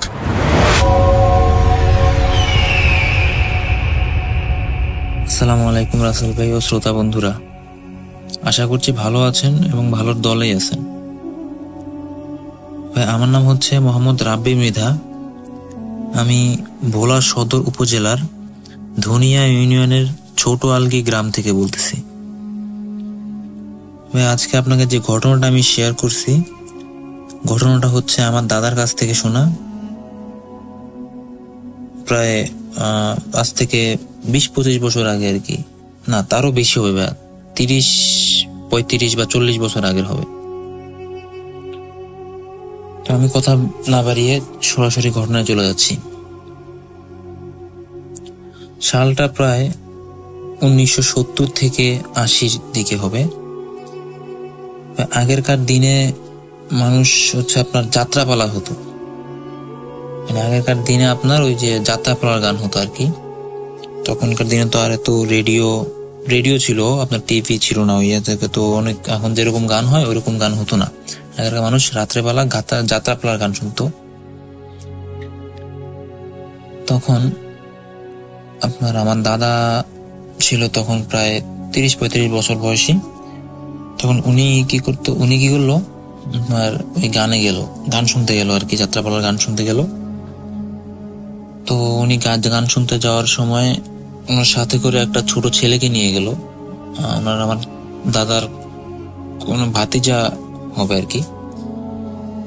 এখন উনি সাথে করে নিয়ে গেল, আর তখন রাত প্রায় 10টা থেকে 11টা, মানে গান শুরু হয়েছে সন্ধ্যার দিকে, তখন প্রায় 11টা থেকে 12টা হবে। 11টা থেকে 12টা এক্সাক্ট টাইম আমার দাদা আমাকে বলতে পারে নাই, 11টা থেকে 12টা হবে। তখন গান শুনতে শুনতে আমার দাদা কি হলো, মানে ঘুম আসতেছে, বারবার শুধু ঘুম আসতেছে আর বসে থাকতে পারতেছে না।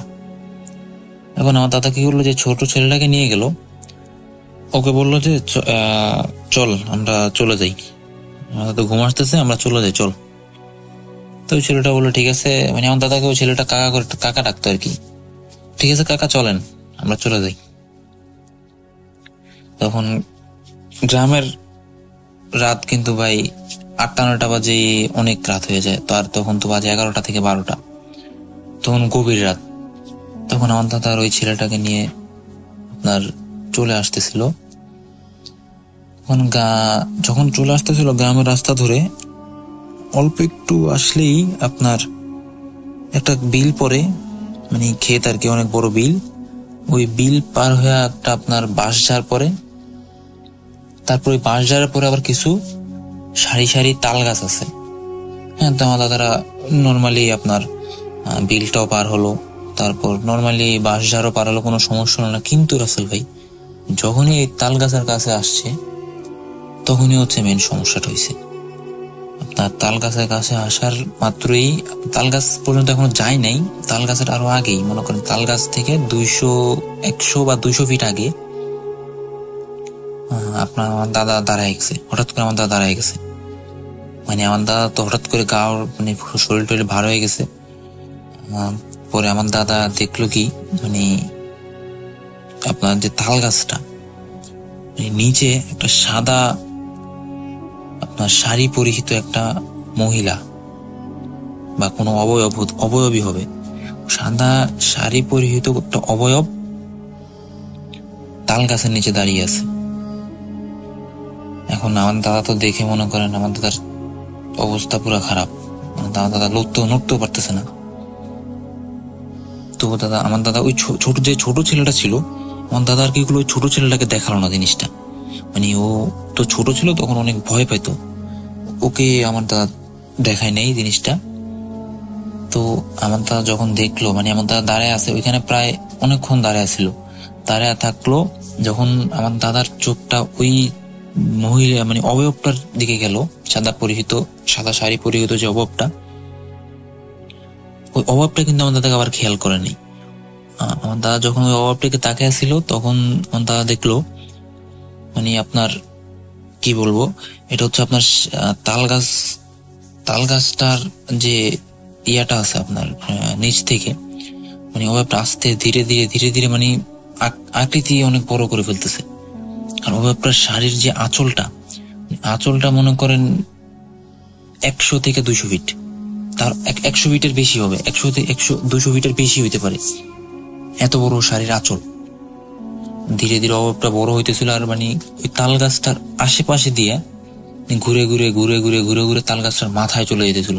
আর শাড়ির আঁচলটা এত বড়, মানে আমার দাদা যখন বলতেছিল চোখে আমি ভয় দেখতেছিলাম যে শাড়ির আঁচলটা এত বড় ছিল, সে আপনার কি বলবো, ওই অনেক বড় ছিল, ওই 200 ফিটের অনেক বড়। তো তাল গাছটার সাইড দিয়ে আস্তে আস্তে আস্তে আস্তে আস্তে আস্তে অবয়বটা একবারে মাথায় চলে গেল, মানে তাল গাছের মাথায়। এখন তখনই আমার দাদা দেখে আস্তে আস্তে পিছে উঠতে, মানে পিছের দিকে আসতেছে, আস্তে আস্তে পিছের দিকে আসতেছে। আসলে তখন যদি অবয়বটা যদি আমার দাদাকে খেয়াল করতো, মানে অবয়বটা তো মানে আমার দাদার ভাগ্য ভালো ছিল যে অবয়বটা আমার দাদাকে দেখে নাই। যদি অবয়বটা আমার দাদাকে দেখতো তাহলে মনে হয় না আমার দাদাকে আমরা পেতাম। দেন দেখলাম যে অবয়বটা আস্তে আস্তে ওই তাল গাছের উপর থেকে আপনার এক গাছ থেকে আরেক গাছে মানে কি বল মানে পা দিতেই এক গাছ থেকে আরেক গাছে চলে যাচ্ছে, পা দিতেই এক গাছ থেকে আরেক গাছে চলে যাচ্ছে। গাছের কিন্তু ডিফারেন্স অনেক দূর। উনি দেখলাম ওই অবয়বটা এত বড় ওনার পা গুলা যে এক গাছ থেকে পা দিতেছে আরেক গাছে চলে যাচ্ছে, এক গাছ থেকে পা দিতেছে আরেক গাছে চলে গেছে। আমার দাদা দেখতেছে। তখন শেষ পর্যায়ে একবারে শেষের যে গাছটা ছিল, মানে অনেকগুলো গাছ ছিল তো, একবারে শেষ গাছটায় গিয়ে অবয়বটা দাঁড়াইছে। দাঁড়াইয়া আপনার চারিদিকে ঘুরতেছে, শুধু ঘুরতেছে, মানে অবয়বটা উপরে উঠে শুধু ঘুরতেছে। দেন এখন আমার দাদা দেখে, আমার দাদা শরীর পুরো ভার, এখন উনি আস্তে আস্তে পিছুর দিকে যাইতেছে। পিছুর দিকে গিয়ে যখন ঘুরে দিছে এক দৌড়েই চলে আসলো কোথায়, ওই বাঁশঝাড়ের ওইখানে। এখন ওই বাঁশঝাড়ের ওইখানে এসেই তো আর আরেক অবস্থা খারাপ। ওই বাঁশঝাড়ের ওইখানে দেখতেছে, মানে আমার দাদা বাঁশঝাড় পার হইতেছে কিন্তু আবার দেখতেছে সামনে বাঁশঝাড়, মানে কি বলবো মানে বাঁশঝাড় পার হইতেছে আবার দেখতেছে বাঁশঝাড়, বাঁশঝাড় পার হইতেছে আবার দেখতেছে বাঁশঝাড়, মানে ওনার বাঁশঝাড়টা পারই হইতে পারতেছেন। এখন ওই যে বাঁশঝাড়টা মানে যে তাল গাছগুলো ছিল ওই জায়গাটা একটা নাম আছে, ওই জায়গাটার নাম হচ্ছে আপনার নাউডার মার ঘোষা বলে, মানে একটা ঘোষা, নাউডার মার ঘোষা বলে ওইটারে, ওই জায়গাটার নাম নাউডার মার ঘোষা। ওইটা নিয়ে আরো অনেক কাহিনী আছে আমার দাদাদের কাছে শুনছি আমি এখন আমার দাদার সাথে যেটা ঘটছে ওইটা বলতেছি আর কি। এখন ওইখান থেকে তো ভালোই ফিরে আসলো। দেন যখন বাঁশঝাড়টা আসলো, উনি যতবার বাঁশঝাড় পাড়ে দিয়েছে আবার ততবারই বাঁশঝাড়ের কাছে চলে আসতেছে। উনি বুঝতেছে না যে উনি কি করবে।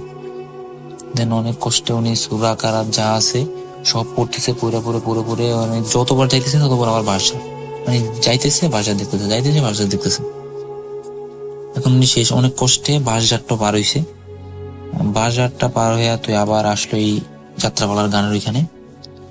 এই যাত্রাপালার গানের ওইখানে বসে থাকতে মানে এখন উনি তো এখন বসেই রয়েছে ওইখানে বসে যখন আবার এই ফজর আজান দিছে তখন ওনার এলাকার মানুষের সাথে আসছে। এখন এলাকার মানুষের সাথে আসার পরে উনি কি দেখলো, যখন ওই যে অবয়বটা যে গাছটা বেয়ে উঠতেছিল, হ্যাঁ ওই গাছটা দেখলো উনি আপনার মানে পড়ে যাওয়া, ওই গাছটা আপনার অস্বাভাবিক ভাবে উপড়ে ফেলা, ওই গাছটা অস্বাভাবিক উপড়ে ফেলা। তো আমার দাদা সবাই দেখলো, এটা দেখে তো বলতেছে না এখানে রাত্রে তো কিছু হয়েছে। তো আমার দাদা আবার ওদের সাথে নিয়ে সবাই আস্তে ধীরে চলে আসলো। আর পরবর্তীতে আর কিছু হয়নি আমার দাদার। তখন ওইটা দেখার পর আবার আমার দাদার 2 দিন জ্বর ছিল, অনেক প্রচুর পরিমাণে জ্বর ছিল। সাধারণত ডাক্তারের কাছে যাওয়ার পরে জ্বরটা ভালো হয়ে গেছে। এই ছিল আমার দাদার সাথে ঘটে যাওয়া একটা ঘটনা। তাহলে ভালো লাগলে লিসেনারদের সাথে শেয়ার করবেন। এবং আমার দাদা এখনো বেঁচে আছে আমাদের মাঝে, আমার দাদার জন্য সবাই দোয়া করবেন। এইগুলো আমি আমার ঘটনাটা শেষ করছি। আসসালামু আলাইকুম।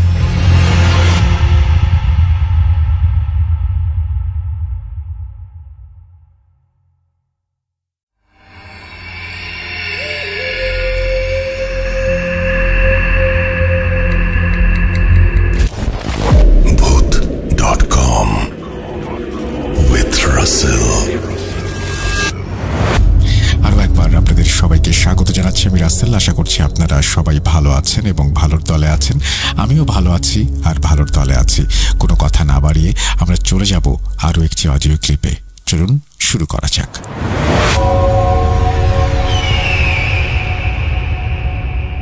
আসসালামু আলাইকুম রাসেল ভাই, আশা করি ভালো আছেন এবং ভালোর দলে আছেন। তো বেশি কথা না বলে আমি ডাইরেক্ট আমার ঘটনা চলে যাচ্ছি। ঘটনাটি ঘটেছে আমার সাথেই, এটি এই বছরের একটি ঘটনা। আল্লাহর রহমতে এখন অনেকটা সুস্থ আছি। তো আমি ঘটনায় চলে যাই। ঘটনাটা হচ্ছে এই এপ্রিল মাসের 3-4 তারিখে হবে।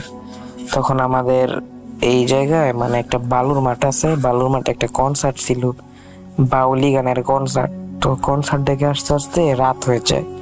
আমরা 3 জন ছিলাম, আমি আর বাকি 2 জনের নাম বলছি। একজনের নাম নাহিদ, আরেকজনের নাম ইয়ামিন। তো আস্তে আস্তে প্রায় মানে অনুষ্ঠান শেষ হতে প্রায় 2টা বেজে যায়। তো আমরা 2:30টার দিকে রওনা দিই। তো আমাদের বালুর মাঠে যেতে হলে একটু উত্তরের একটা রাস্তা আছে, যাকে আমরা গ্রামের ভাষায় বলি বন্দের রাস্তা। এখানে নিরিবিলি একটা রাস্তা, এই রাস্তা দিয়ে তারপর বালুর মাঠে যেতে হয়। এটা একটা শর্টকাট রাস্তা বলা যায়, মানে মেন রোডের মধ্যে ওঠা শর্টকাট রাস্তা। তো ওইখান দিয়ে ফেরত আসতেছি, তো হঠাৎ করে একটা মোড়, ওই মোড়টা বিশেষ করে ভালো না, কারণ আমি যতটুকু শুনছি ওইখানে নাকি এক কবিরাজ ভন দেয়, আবার অনেক জিনের নাকি হাড়ি ভাঙে। তো ওই জায়গায় আসার পর ওই দিয়ে আবার জ্যোৎস্না ছিল, জ্যোৎস্না থাকার পরও কেমন জানি সব অন্ধকার। আবার একটা বাঁশ যাচ্ছে ছোটখাটো, একদম ছোট, এই ধরেন 10 থেকে 15টা বাঁশ গাছ হবে। তো ওইখানে আসার পর হঠাৎ করে একটা ঠান্ডা বাতাস গায়ের মধ্যে লাগে, তখন কেমন যেন একটা ভয় অনুভূতি হয় 3 জনের মধ্যে। তো হঠাৎ সামনে একটা বড় কড়ই গাছ ছিল, কড়ই গাছে তাকায়, 3 জনই তাকানোর পর দেখি বিশাল বড়, মানে 70-80 ফুট এরকম বড় লম্বা হবে, একজন কালো কাপড় পরা বসে আছে। তা আমরা দেখে হঠাৎ দৌড় দিলাম। দৌড় দেওয়ার পর বাড়ির মধ্যে মানে অনেকটা রাস্তার কাছাকাছি, ওই সময় চায়ের দোকান খোলা ছিল। মানে আমাদের এখানে হাসমতুল্লাহ ভাই নামে একজন ভাই আছে, ওনার চায়ের দোকান সারা রাতি খোলা থাকে। তো ওনার চায়ের দোকান খোলা ছিল, হঠাৎ করে চিল্লান দিয়ে এসে কি ইয়ামিন অজ্ঞান হয়ে যায়। তো পরে ধরে ধরে আমরা নেই। পরের দিন থেকে 3 জনের জ্বর, আমার প্রায় 102-3 ডিগ্রি পর্যন্ত জ্বর, আরো বেশি ছিল। এই জ্বরে পরে হুজুর দেখাই, হুজুর দেখানোর পরে বলে হয়তো জিন দেখছিল, তো জিনটা বৈশা ছিল, তো হয়তো তারা নজর দিছে, পরে জিন রাগ হয়ে গেছে।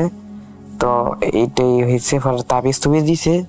তো দিন ভালো যাচ্ছিল সবার। এর ঠিক 2 মাস পর, এই 2 মাস পর আবার একটা গানের কনসার্ট হয়। তো গানের কনসার্ট থেকে আমরা সিদ্ধান্ত নিবার আগে চলে আসবো। তো ওই সময় 11টা বাজে আমরা এসে পড়তে থাকি। তখন ঠিক সেম জায়গায়, তো যখন আমরা সেম জায়গায় তখন মোবাইলের মধ্যে সূরা ছাড়ি এবং আমরা নিজেরও সূরা পড়তে থাকি। তারপরও অনেকটা আসার পর ভুলে গেছি, মানে বাড়ির অনেকটা আসার কাছাকাছি একটা পারিবারিক কবরস্থান আছে। ওই কবরস্থানে আমরা কি বলে গুইল, গ্রামের ভাষায় গুইল, বড় বড় প্রায় 7-8 ফুট 10 ফুট বড় বড় গুইল ছিল। তো দেখি একটা কবরস্থানে গুইলটা বের হইতেছে কবরস্থান থেকে। তা আমরা স্বাভাবিকভাবে নিজে রাতের বেলা গুইল থাকতেই পারে কবরস্থানে, তাও আমরা কি আর এই কবরস্থান থেকে তাকানোর পর যা দেখি তা দেখার জন্য মোটর প্রস্তুত ছিলাম না। দেখে আমাদের দিকে বড় 2টা চোখ খোলা, লাল চোখ, মানে চোখের মধ্যে কোনো মই নেই, লাল তাকিয়ে আছে। আমরা দেখে ভয় এমন এক দৌড় দিই ডাইরেক্ট আমার বাড়ির উঠানের সামনে, আমি অজ্ঞান দিয়ে চিল্লান দিয়ে পড়ে যাই। ওরা আমার সাথে সাথে আইসা পড়ে যায়। ওরা অজ্ঞান হয় না, তারপর অজ্ঞান হওয়ার আমার একদিন পুরো জ্ঞান আসে না। জ্ঞান না আসার কারণে পরে একদিন সুস্থ হওয়ার পরে হুজুর দেখাই, হুজুর দেখানোর পরে বলে জিন আসর করছে। তো একটা ভালো কবিরাজ দেখাই, কবিরাজ দেখানোর পরে তাবিজ টুবিজ দিয়ে টিয়া কতদিন জিন টানাইয়া জিন দূর করে দেয়। তো এই ছিল আমার ঘটনা। ভালো লাগলে পরে শোনাবেন, আরো অনেক ঘটনা আছে। যদি সিলেক্টেড হয় তাহলে জানাবেন, তাহলে আমি আরো ঘটনা পাঠাবো। আর আমার বাড়ি হচ্ছে নারায়ণগঞ্জের রূপগঞ্জের পোলাব ইউনিয়নের পুবেরগাঁও অবস্থিত। ধন্যবাদ রাসেল ভাই।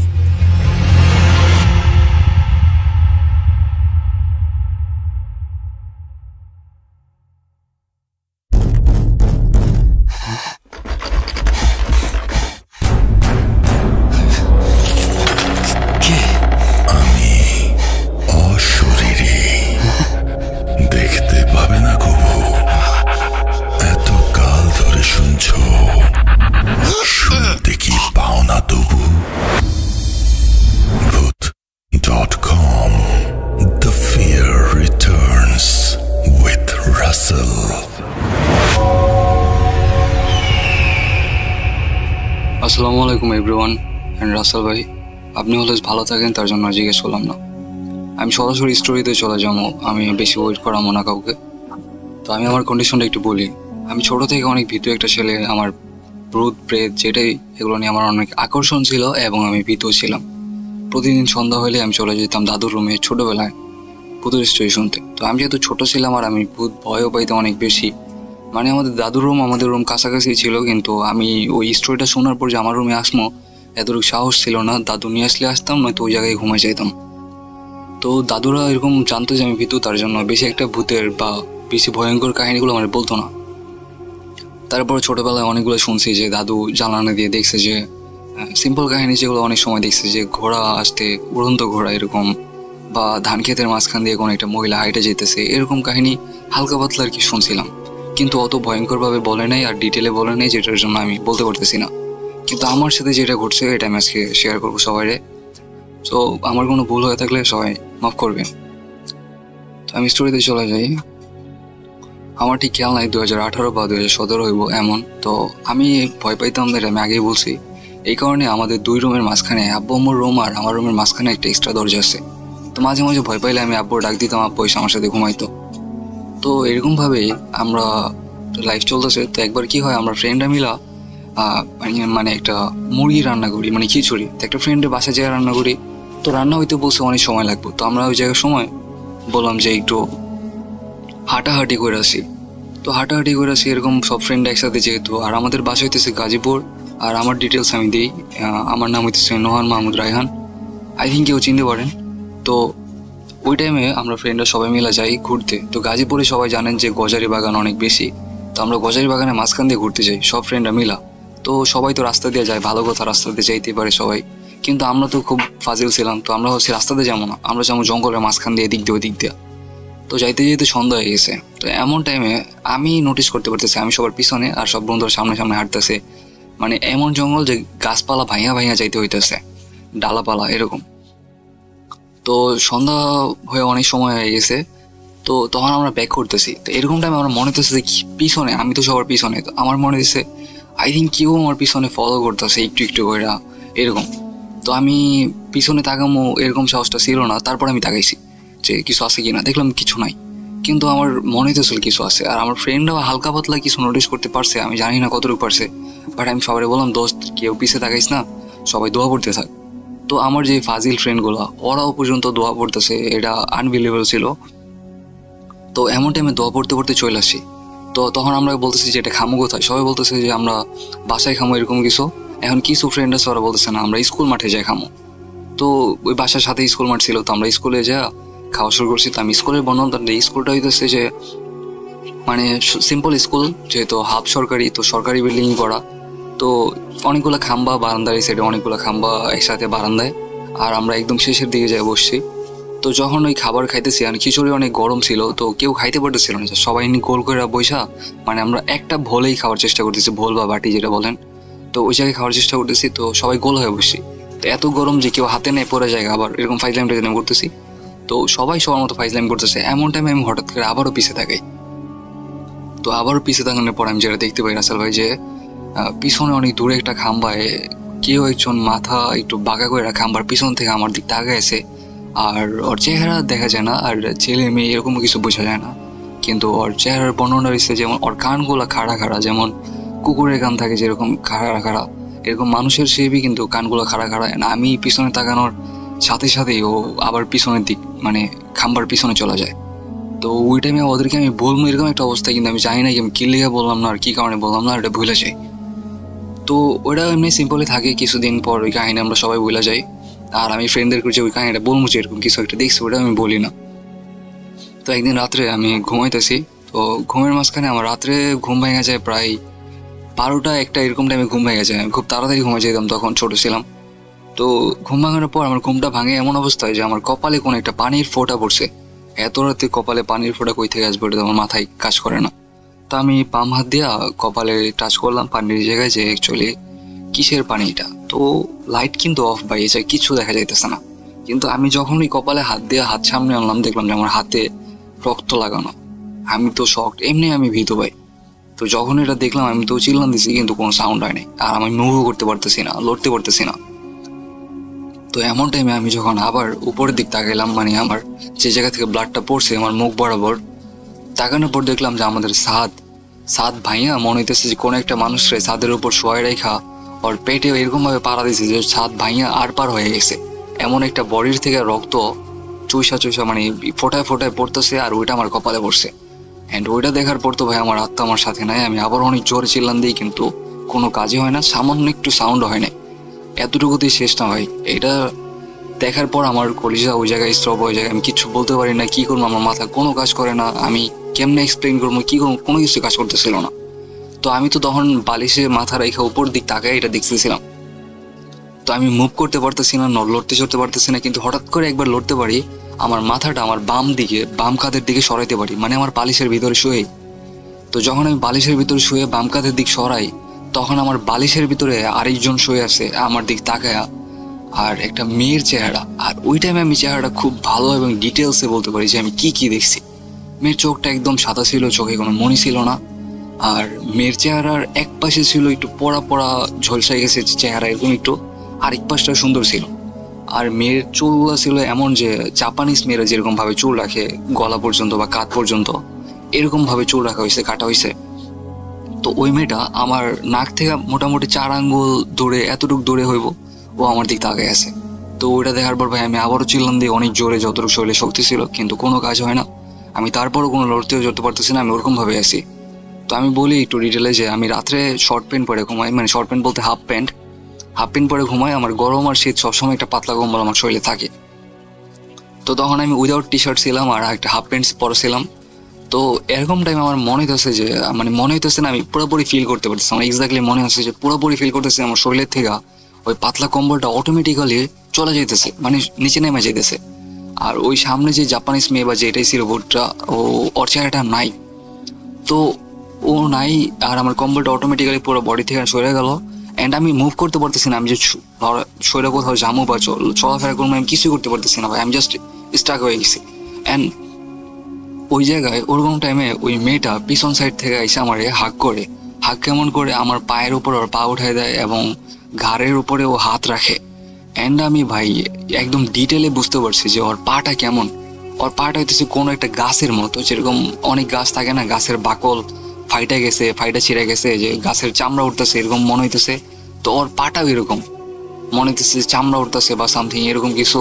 আর ওইটা দিয়া ও আমার হাক করে। তো আমি ফার্স্টে বলছি আমার নাম রায়হান, আর পুরো নাম হয়েছে নোহান মোহাম্মদ রায়হান। তো ও পুরো নামটা বলে না, ও জাস্ট তখন আমার পিছন থেকে হাক করে ধরে এতটুকু বলে যে, রায়হান আমি তোমার কোনো ক্ষতি করবো না, তুমি ভয় পাইও না।